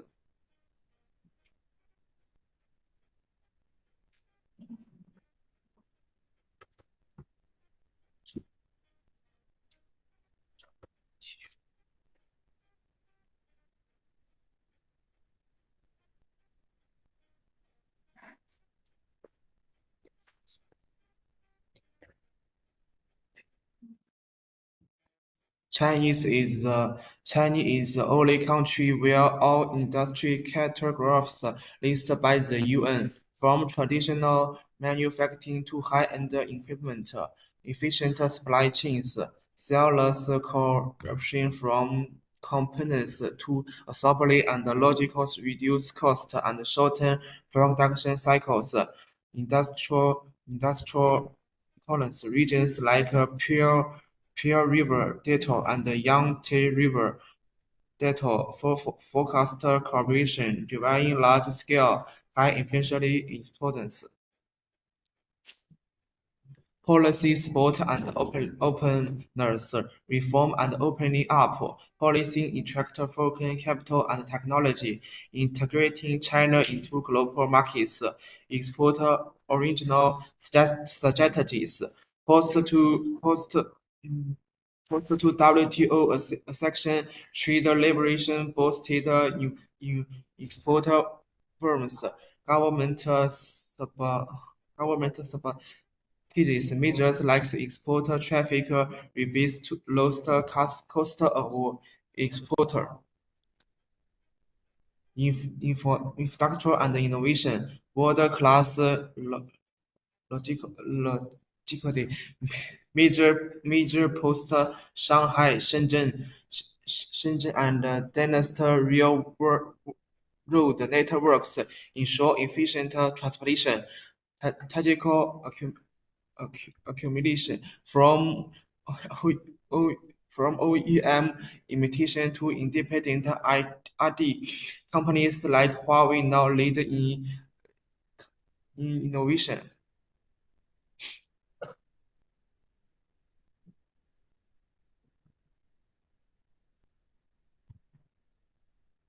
Global demand, outsourcing from developed Indonesian and initiatives like the Belt and Road Initiative expand Chinese market reach.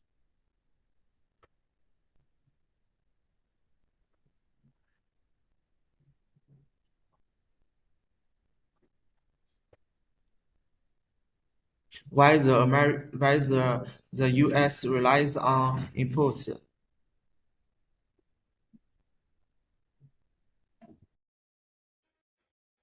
Self-sector priority serves account for over 75% of U.S. GDP, with many silent. Global value chain forecast: the U.S.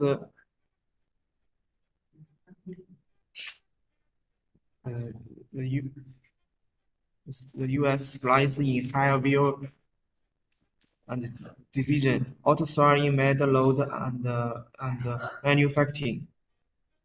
Industrial holding out, declining manufacturing share reflects a shift toward funds and teach. This aligns with the advantage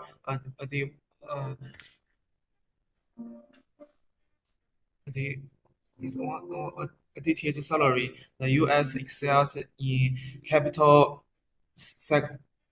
sectors. China dominates labor-intensive manufacturing. Traffic was disrupted this natural division, failing to reverse deficiencies while increasing domestic costs. Objectives of the U.S. traffic war: reducing trade deficits. Traffic would raise input price, curbing demand and boosting domestic production. Deficiency products. Why? China exports include industrial imports irreplaceable for U.S. manufacture. Cost shift to American customs, causing living pressures.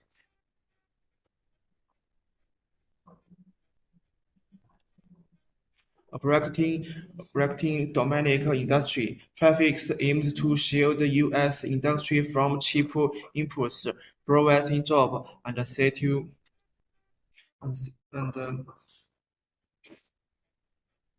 similitude domestic production. Outcomes of the U.S. traffic law: field deficient reduction. Global supply chains made travelers inefficient.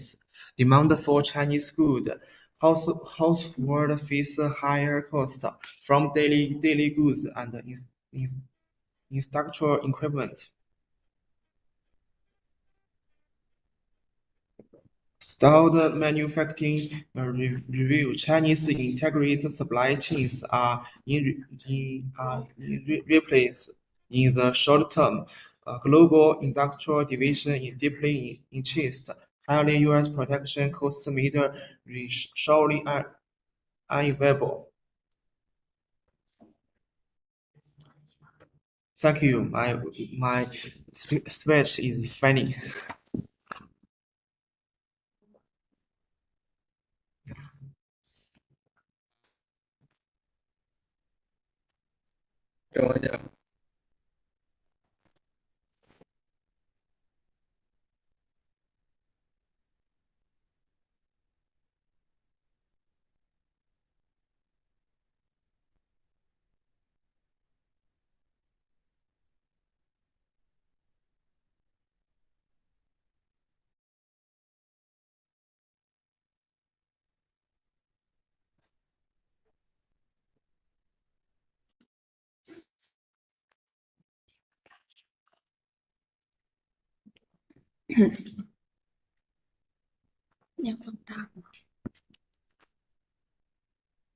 Hello everyone, I'm from Shandong University of Technology in China.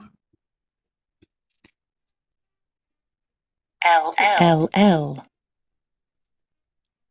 Today, let's focus on the topic of photovoltaic industrial analysis based on Trump's tariff policy.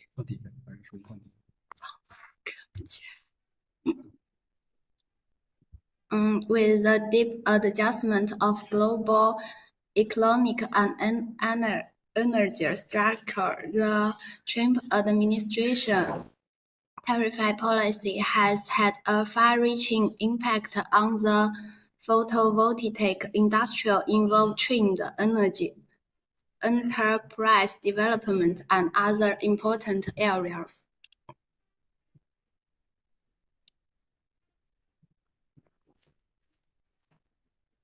Let's first understand the background of Trump's tariff policy.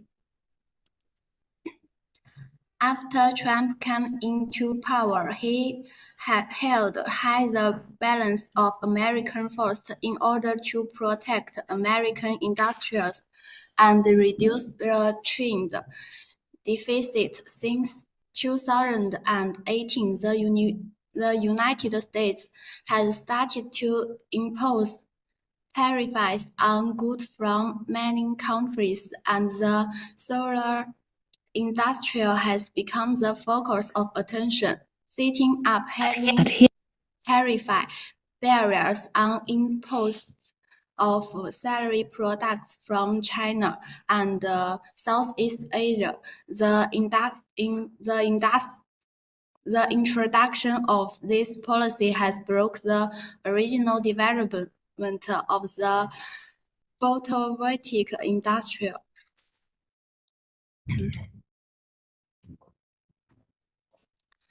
The following is an in-depth discussion of the impact of tariff policy on the solar industry, starting from the macro level. Great changes has taken place in the global trade pattern and the supply chain. Before the implementation of the policy, the global photovoltaic industrial chain. Before the policy, the global photovoltaic industrial chain was highly dependent on China, accounting for over 18% of global production capacity. The United States imported approximately 77% of its photovoltaic products through 4 Southeast Asian countries, among which 18% were run by Chinese enterprises. After the policy, the United States imposed tariffs of up to 3,521% on Southeast Asia, directly cutting off China's export channels and forcing the global supply chain to shift to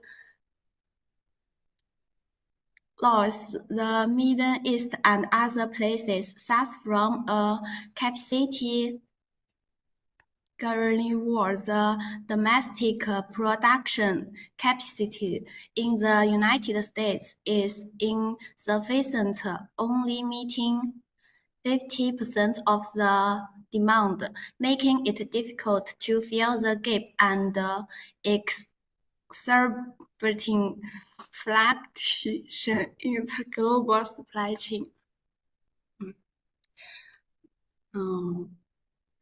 Before trade protections and multilateral policies, the United States passed the Inflation Reduction Act to provide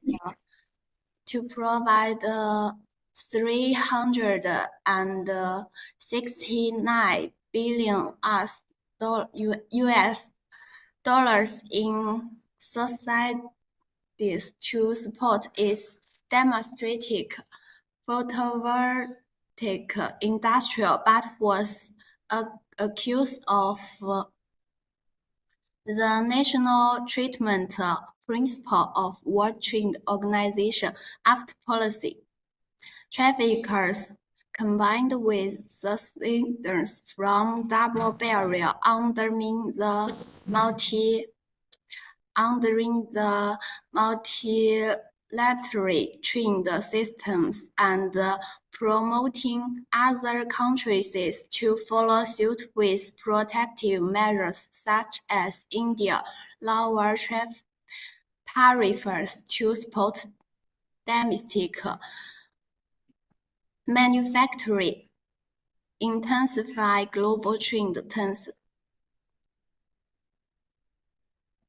Before the energy transition and climate change policy, the installed capacity of photovoltaic power in the United States account for 60% of the new power generation capacity, and it relied on important low-cost components to drive the energy transition. After the policy tariffs has pushed up the cost of photovoltaic power in the United States by about 30%, slowed down the progress of energy transition, and many effort in the goal of 100% self-sufficiency by 2030. Global supply chain adjustments may delay the progress of emission reduction. Enterprise cost and market strategies. Before the policy, Chinese photovoltaic enterprises evaded U.S. tariff by lying out in Southeast Asia, and U.S. developers hoarded 550 of components equivalent to an annual installed capacity to cope with policy risks. After the policy, Chinese enterprises have contracted production capacity in Southeast Asia, such as, and turned to building factories in industry and the Middle East. Due to the high price of domestic components, about 3 times that other regions, the cost pressure on American enterprise has intensified, and some projects has been forced to suspend. Technology upgrading and industrial competition. Before the policy, the United States relied on Chinese technology. For example, physically account for 90% of the global production capability, and demonstrate enterprises such as Solo relied on government subsidies to maintain operations. After the policy, Chinese has accelerated the research and development of N-type TOPCON and BC material technologies to maintain its premium pricing capacity due to high cost, 40% higher than those in China. Demonstrate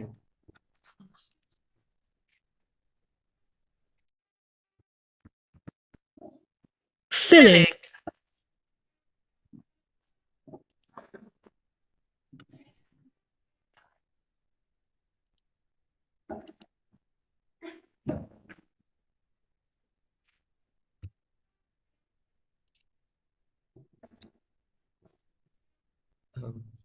Good day. I'm from Shannon Huayu of Technology, China. We are going to discuss the traffic war intended by Trump. Far from benefiting the United States, it has instead brought about a series of serious problems.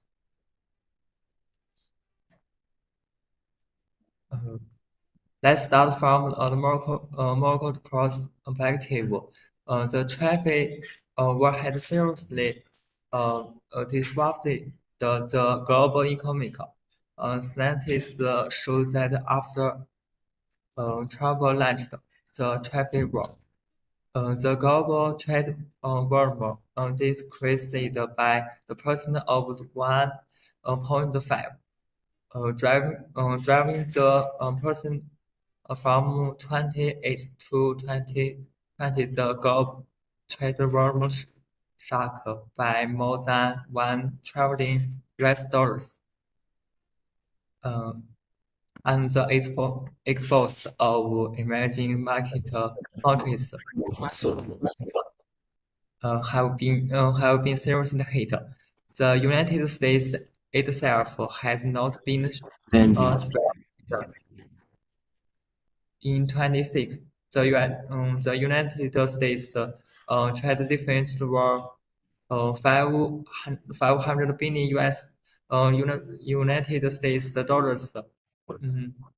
But it rose to 600 billion United States dollars in 2019.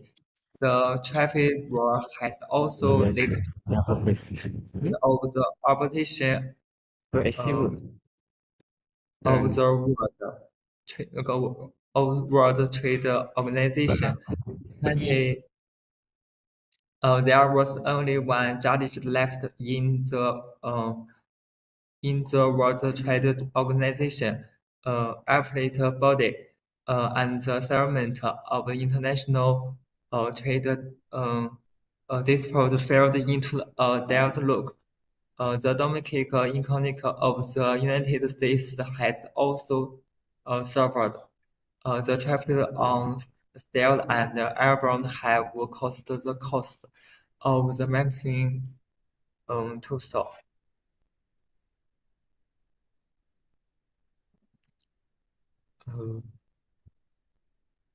Ford lost 1 billion United States dollars as a result.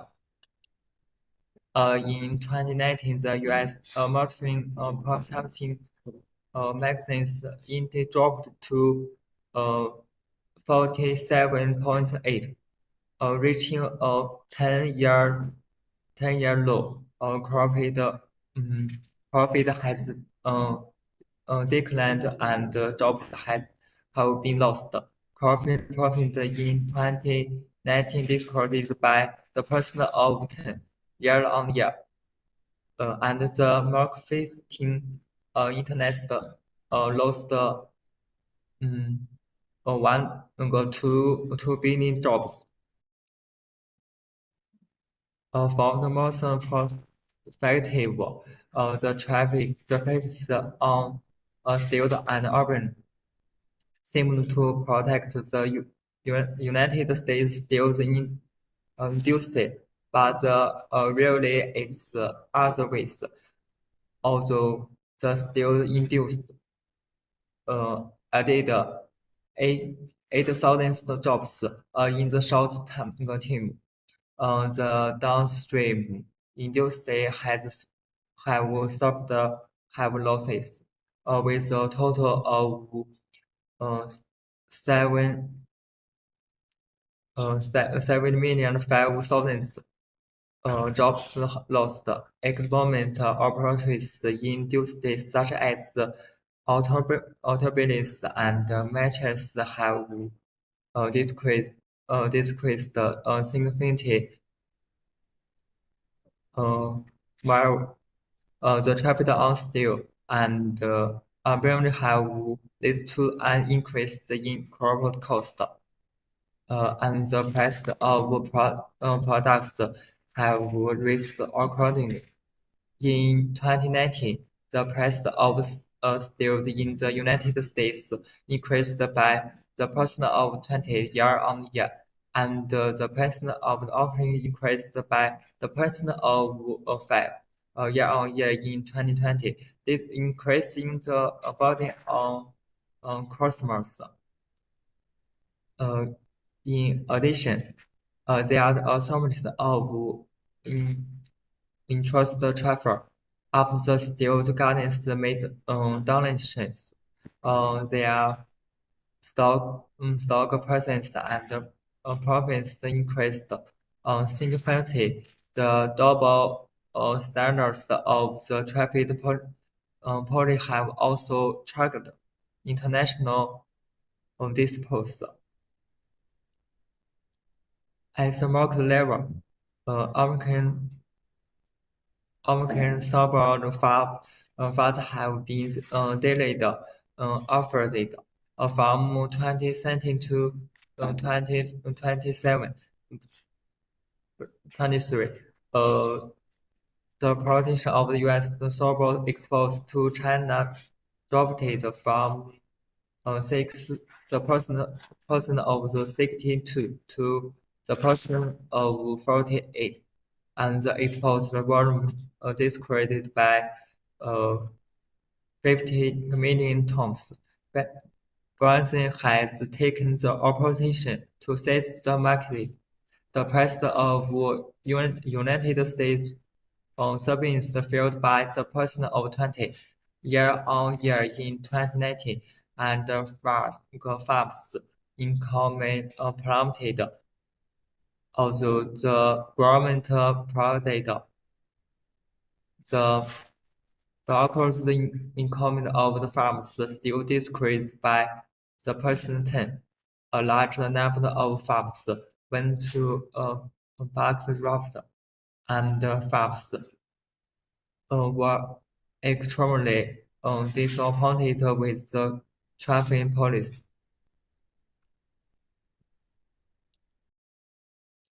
From a political perspective, the traffic world has been a common term for Trump before the 2020 government election. He exploited some traffic to place the voters. He repeated the same trick in 2024, but farmers no longer trust him. The traffic world has acknowledged the difference between the two major parties in the United States, targeting doubles the amount. It has also damaged the international image of the United States. Many countries are dissatisfied with the United States trade policy and seeking the trade devolution. In the end, the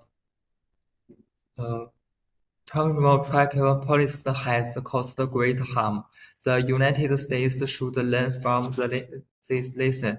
Unwanted short-sighted policies attach importance to international competition, promoted industrial upgrading, and rebuild the mutual trading system so as to put the economy on the path of the health development.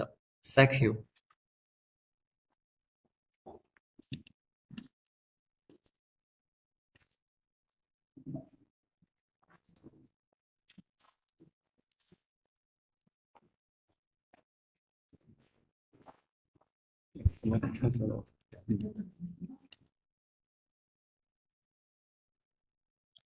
Thank you to all presenters for their thoughtful and valuable insight. Let's give them a round of applause.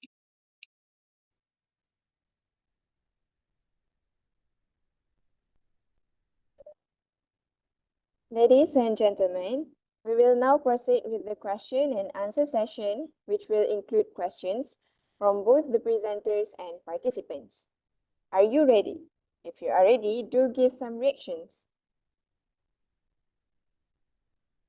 All right. We begin with a question from Ayla Shamimi, one of the presenters from Malaysia.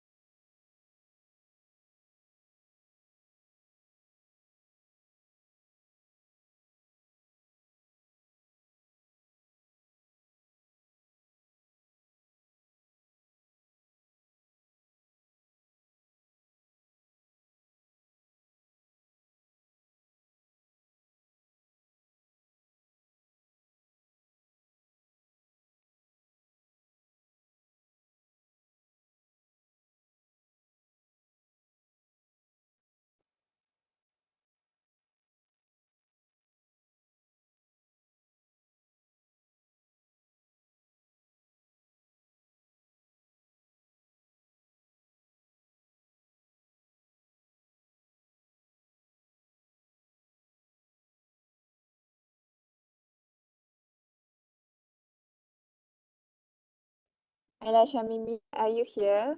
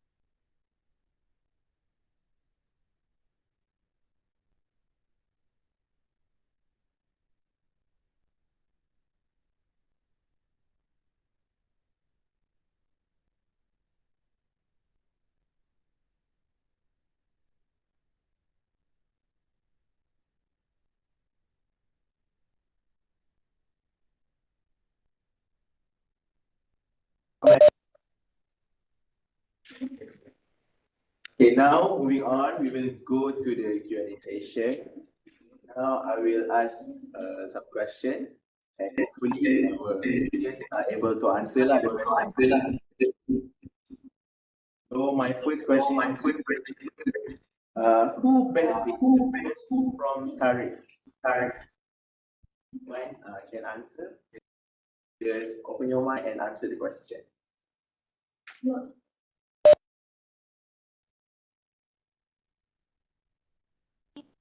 So, hello, that you guys can hear me. So, my name is Nunin Amsari, and I'm a student from Malaysia. So, in my opinion, in my understandings, the most benefit from tariff is domestic producers. Domestic producers typically benefits the most from tariff. This is because by making imported goods more expensive, tariff will reduce foreign competitions and also allowing local producer to sell their goods at higher price or increase their market share within a domestic economy. So I will conclude with my question is the most benefit from tariff is domestic producer. Is it clear?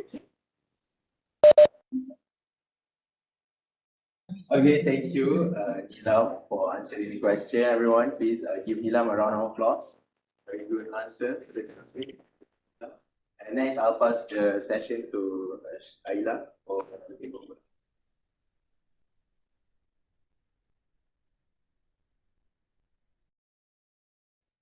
Okay, for me, my question will be, are tariff permanent or a temporary measure that is being put by the government? That is my question for the audience.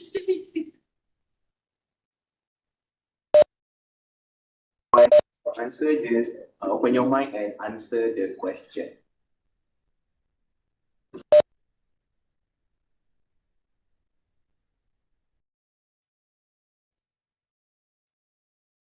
Hi.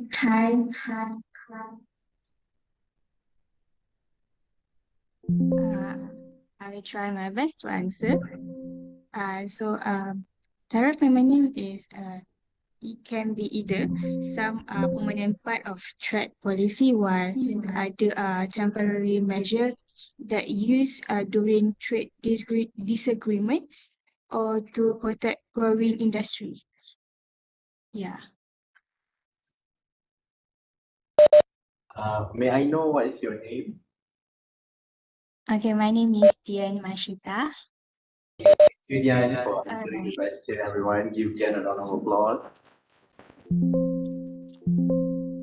Moving on to the next question, I will pass the session to Amy to take over. Okay, so my question is there any organizations that regulates tariff globally? So, like based on our presentation just now, do you guys can name the organization that regulates the tariff globally? If anyone can answer, please open your mic and answer the question. Thank you. Hi, may I answer the question? In my opinion, yes, because the World Trade Organization sets rules for international trade and helps solve problems between countries regarding tariff and other trade rules. Is it answering the question? Okay, thank you, Ayesha. I believe your name is Ayesha, am I right? Yes. Okay, thank you, Ayesha, for answering. Okay, next, we will open the session for anyone who wants to ask us a question. Just open your mic and ask your question, and hopefully we will answer your question. If anyone would like to answer, just open your mic.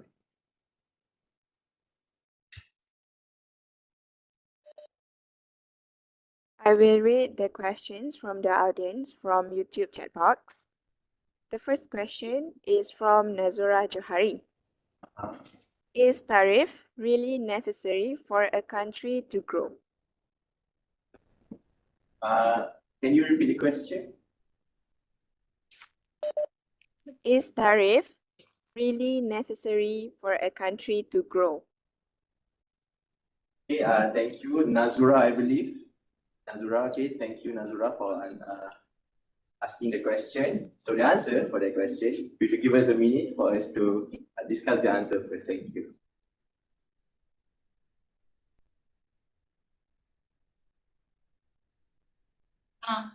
Ni off dia kan? Baik.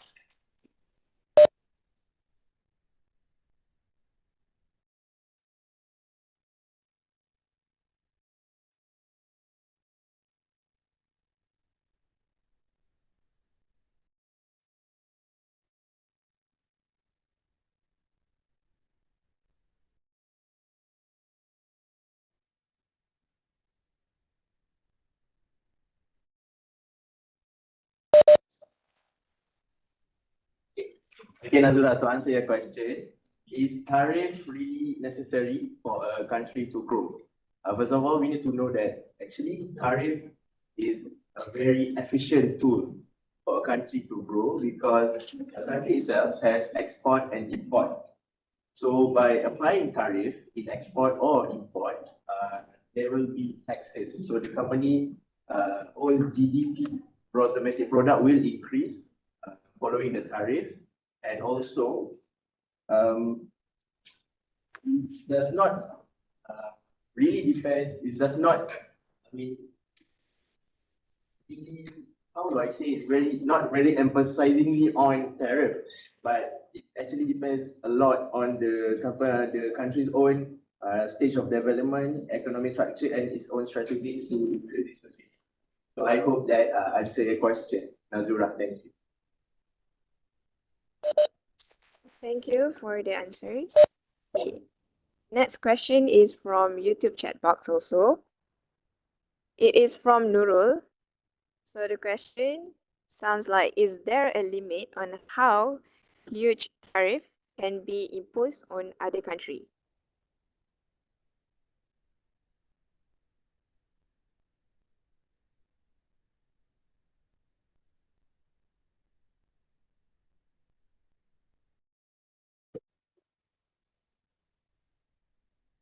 Okay, so a question from Fatih, from Nurul, I'm sorry. It's from Nurul. Is there a limit on how huge a tariff can be imposed on other country?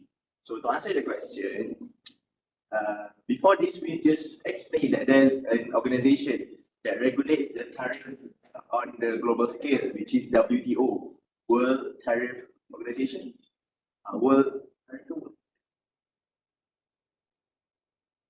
World Trade Organization, pardon me, World Trade Organization. So the WTO is responsible for the tariff limit only on its own members of the WTO.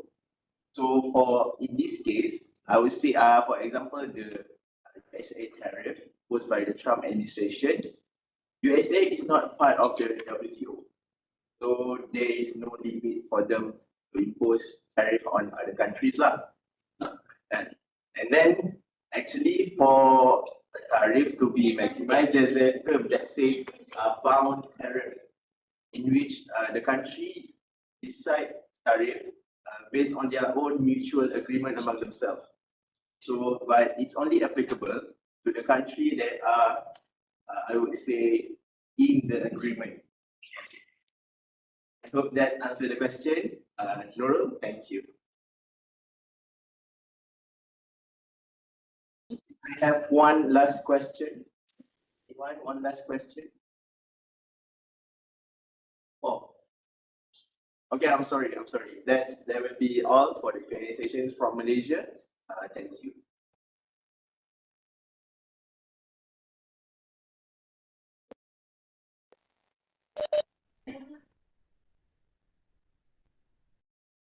Thank you to the presenters from Malaysia. Give it up for the presenters who are able to answer those questions from the audience. Before we say goodbye, we will now have a photography session with all the presenters and participants. Hello, I will sorry. now pass the session to our media committee to coordinate this segment. Pardon me, can I ask a question for Indonesian presenter? Oh, okay. Okay, my question is, can tariff have a large significant impact on profit? So this question is straight direct to Indonesian presenter. I will repeat, can tariff have a large significant impact on profit?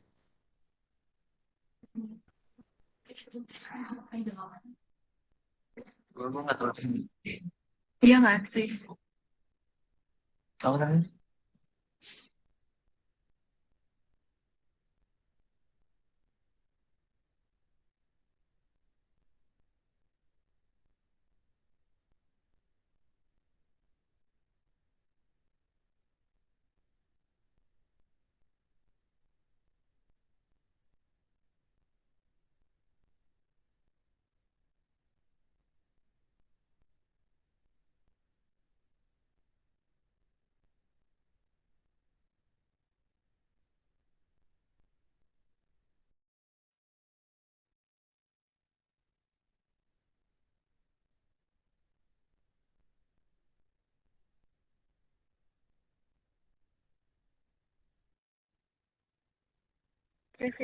Yes. I'm sorry, can you repeat the question again? So my question is, can tariff have a large significant impact on profit?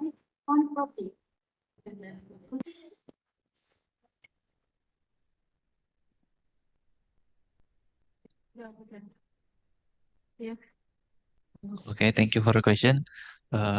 In our opinion, yes, a tariff war can significantly affect a company profit. Why? Because tariff war will affect the raw material cost and then the supply chain of the company. So it will affect the cost of goods sold, and it will affect with the operation cost and then to our net profit. So our profit will be lower if our cost to manufacture our product will be higher. So I think yes, a tariff war will significantly affect a company profit. Thank you. Thank you.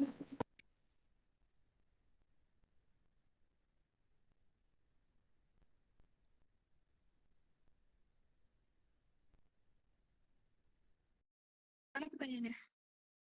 Mau yang ngomong?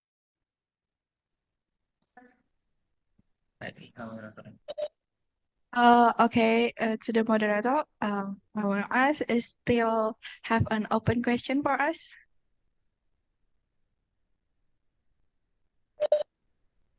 From Malaysia, we have one question on the YouTube chat box from Alif Adha. What is the biggest challenge from Indonesia to face the global tax war? Thank you.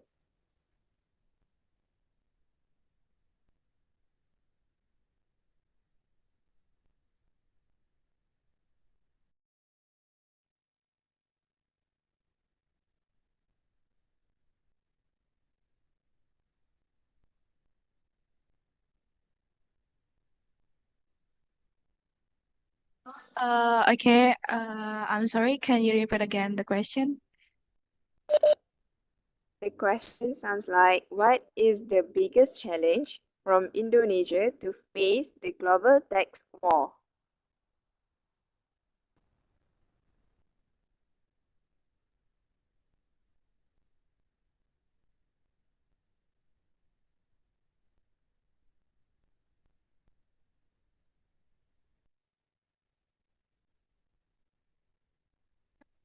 Okay. I want to answer the question. Is the question, what is our biggest challenge to face the trade war?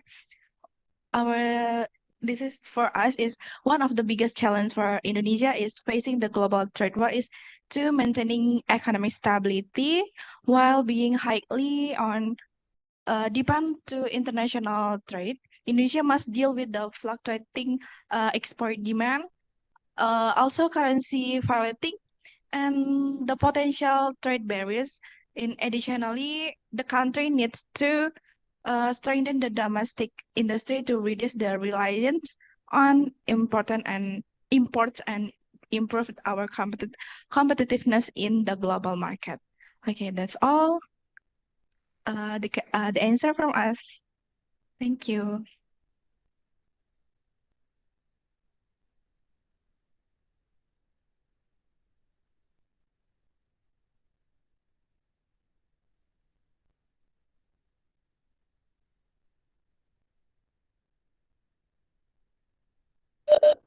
Okay,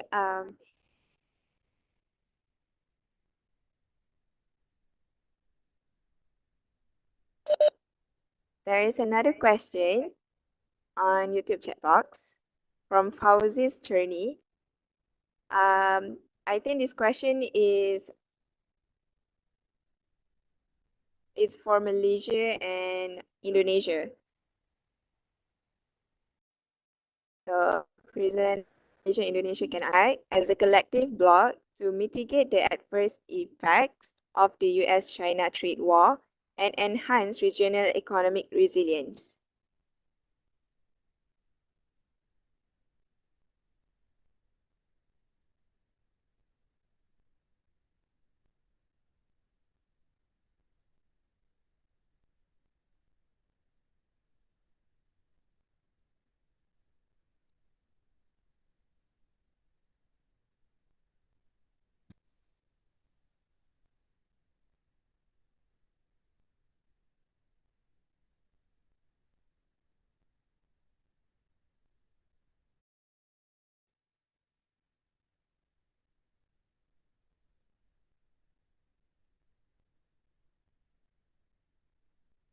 Okay, excuse me, and let me ask to answer first the question. So here is our mitigation of the trade war in current situation.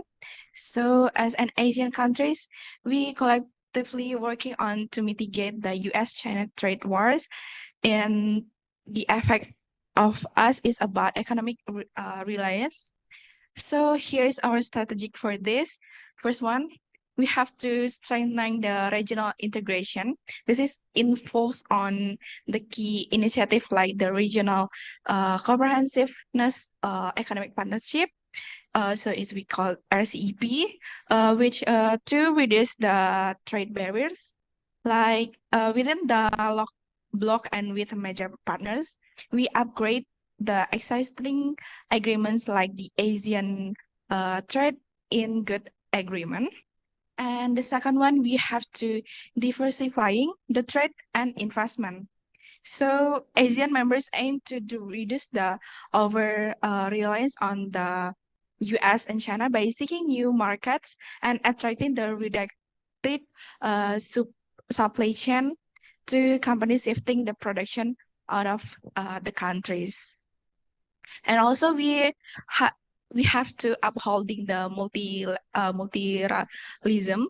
So it's consistently to advocate for a rules-based global trading system to utilize or support our mechanism to resolve trade disputes rather than engaging in retaliation tariff. We have to maintaining Asian centrality. Okay, that's all from us.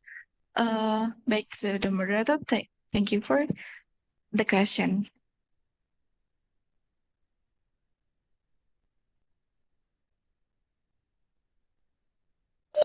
Thank you to the Indonesian presenters.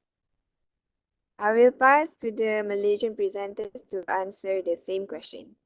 Okay, now I will answer from the Malaysian side. So the question is, can someone please repeat the question? Thank you.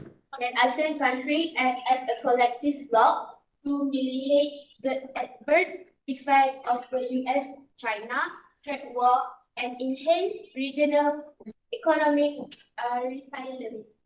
resilience. That's right. Okay, thank you, my friend, for repeating the question. So the answer is yes. ASEAN can act as a collective bloc to mitigate the adverse effects of the US-China trade war and enhance regional economic resilience by the first step is to strengthen intra-regional trade and attracting supply chain shift and diversifying economic partnerships through agreements like RCEP. So by deepening economic integration via the Asian Economic Community and coordinating policy response with partners, for example, through Asian Cluster, so member states can collectively reduce reliance on external powers, enhance investment flows, and build more resilient economies.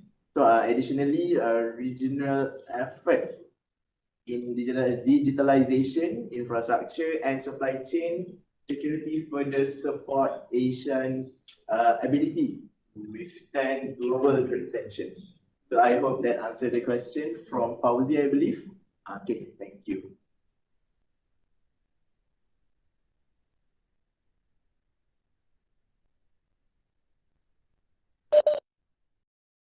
Thank you, Daniel, for answering the question. I hope that answers could answer the Fauzi's journey question. All right, so before we say goodbye, we will now have a photography session with all the presenters and participants. I will now pass the session to our media committee to coordinate this segment.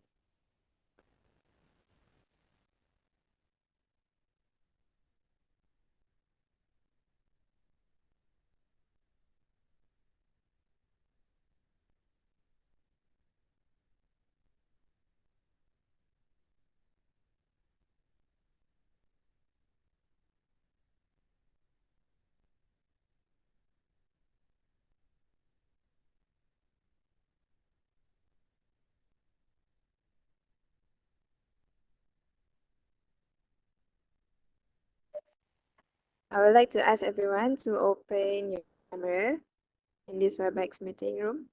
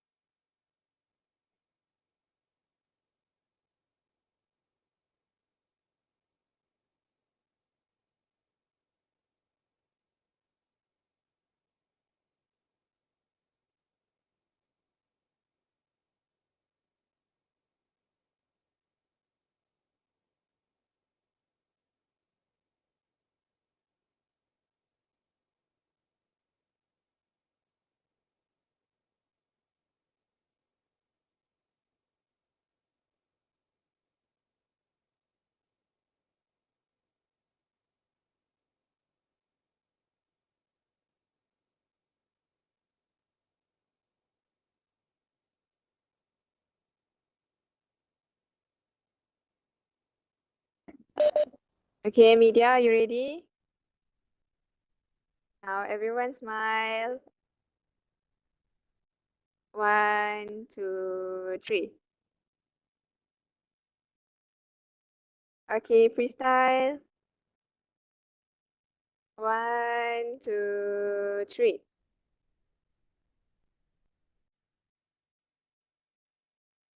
Okay, thank you everyone.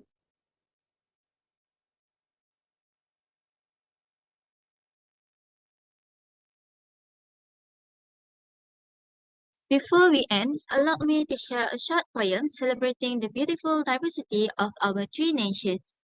Malaysia, with its colors bright. China, wisdom, ancient light. Indonesia island, strong and free, together shaping history.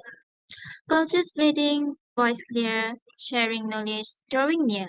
Thought body stand, hearts align. In unity, our future shine.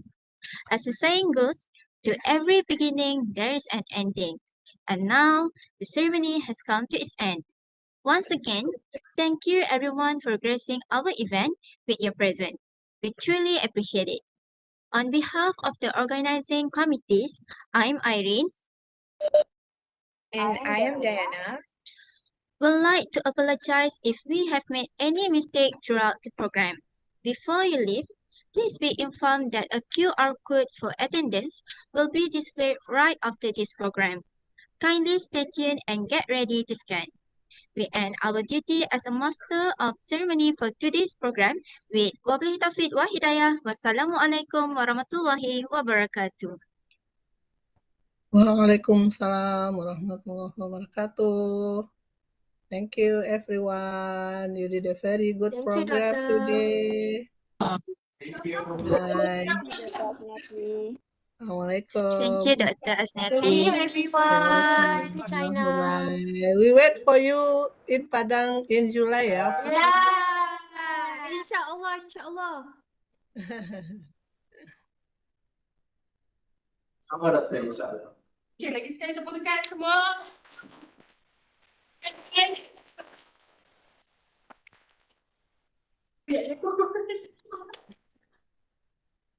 Hello, dear participant. We still have afternoon session, so you don't need to log out. Just stand by because we are going to have 1 hour break. Yeah, and we'll come back again with the afternoon session within 1 hour from now.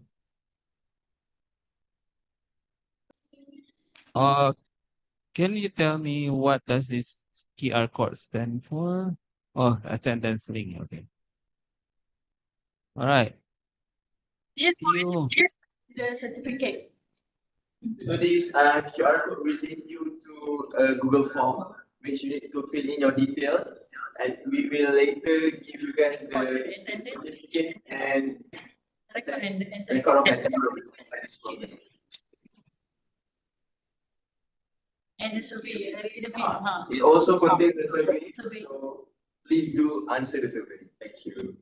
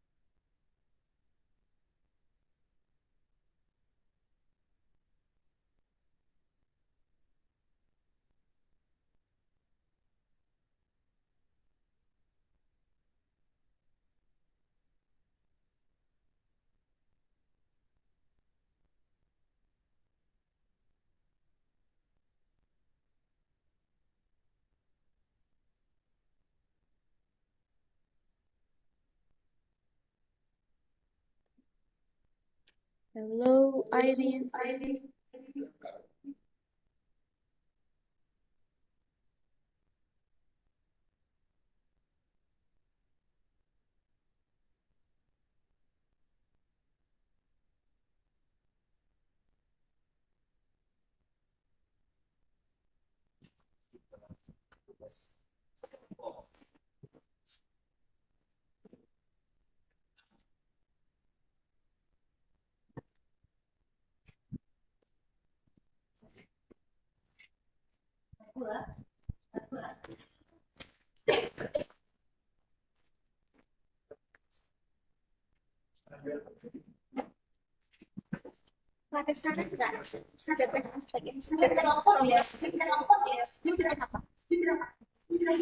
Q&A.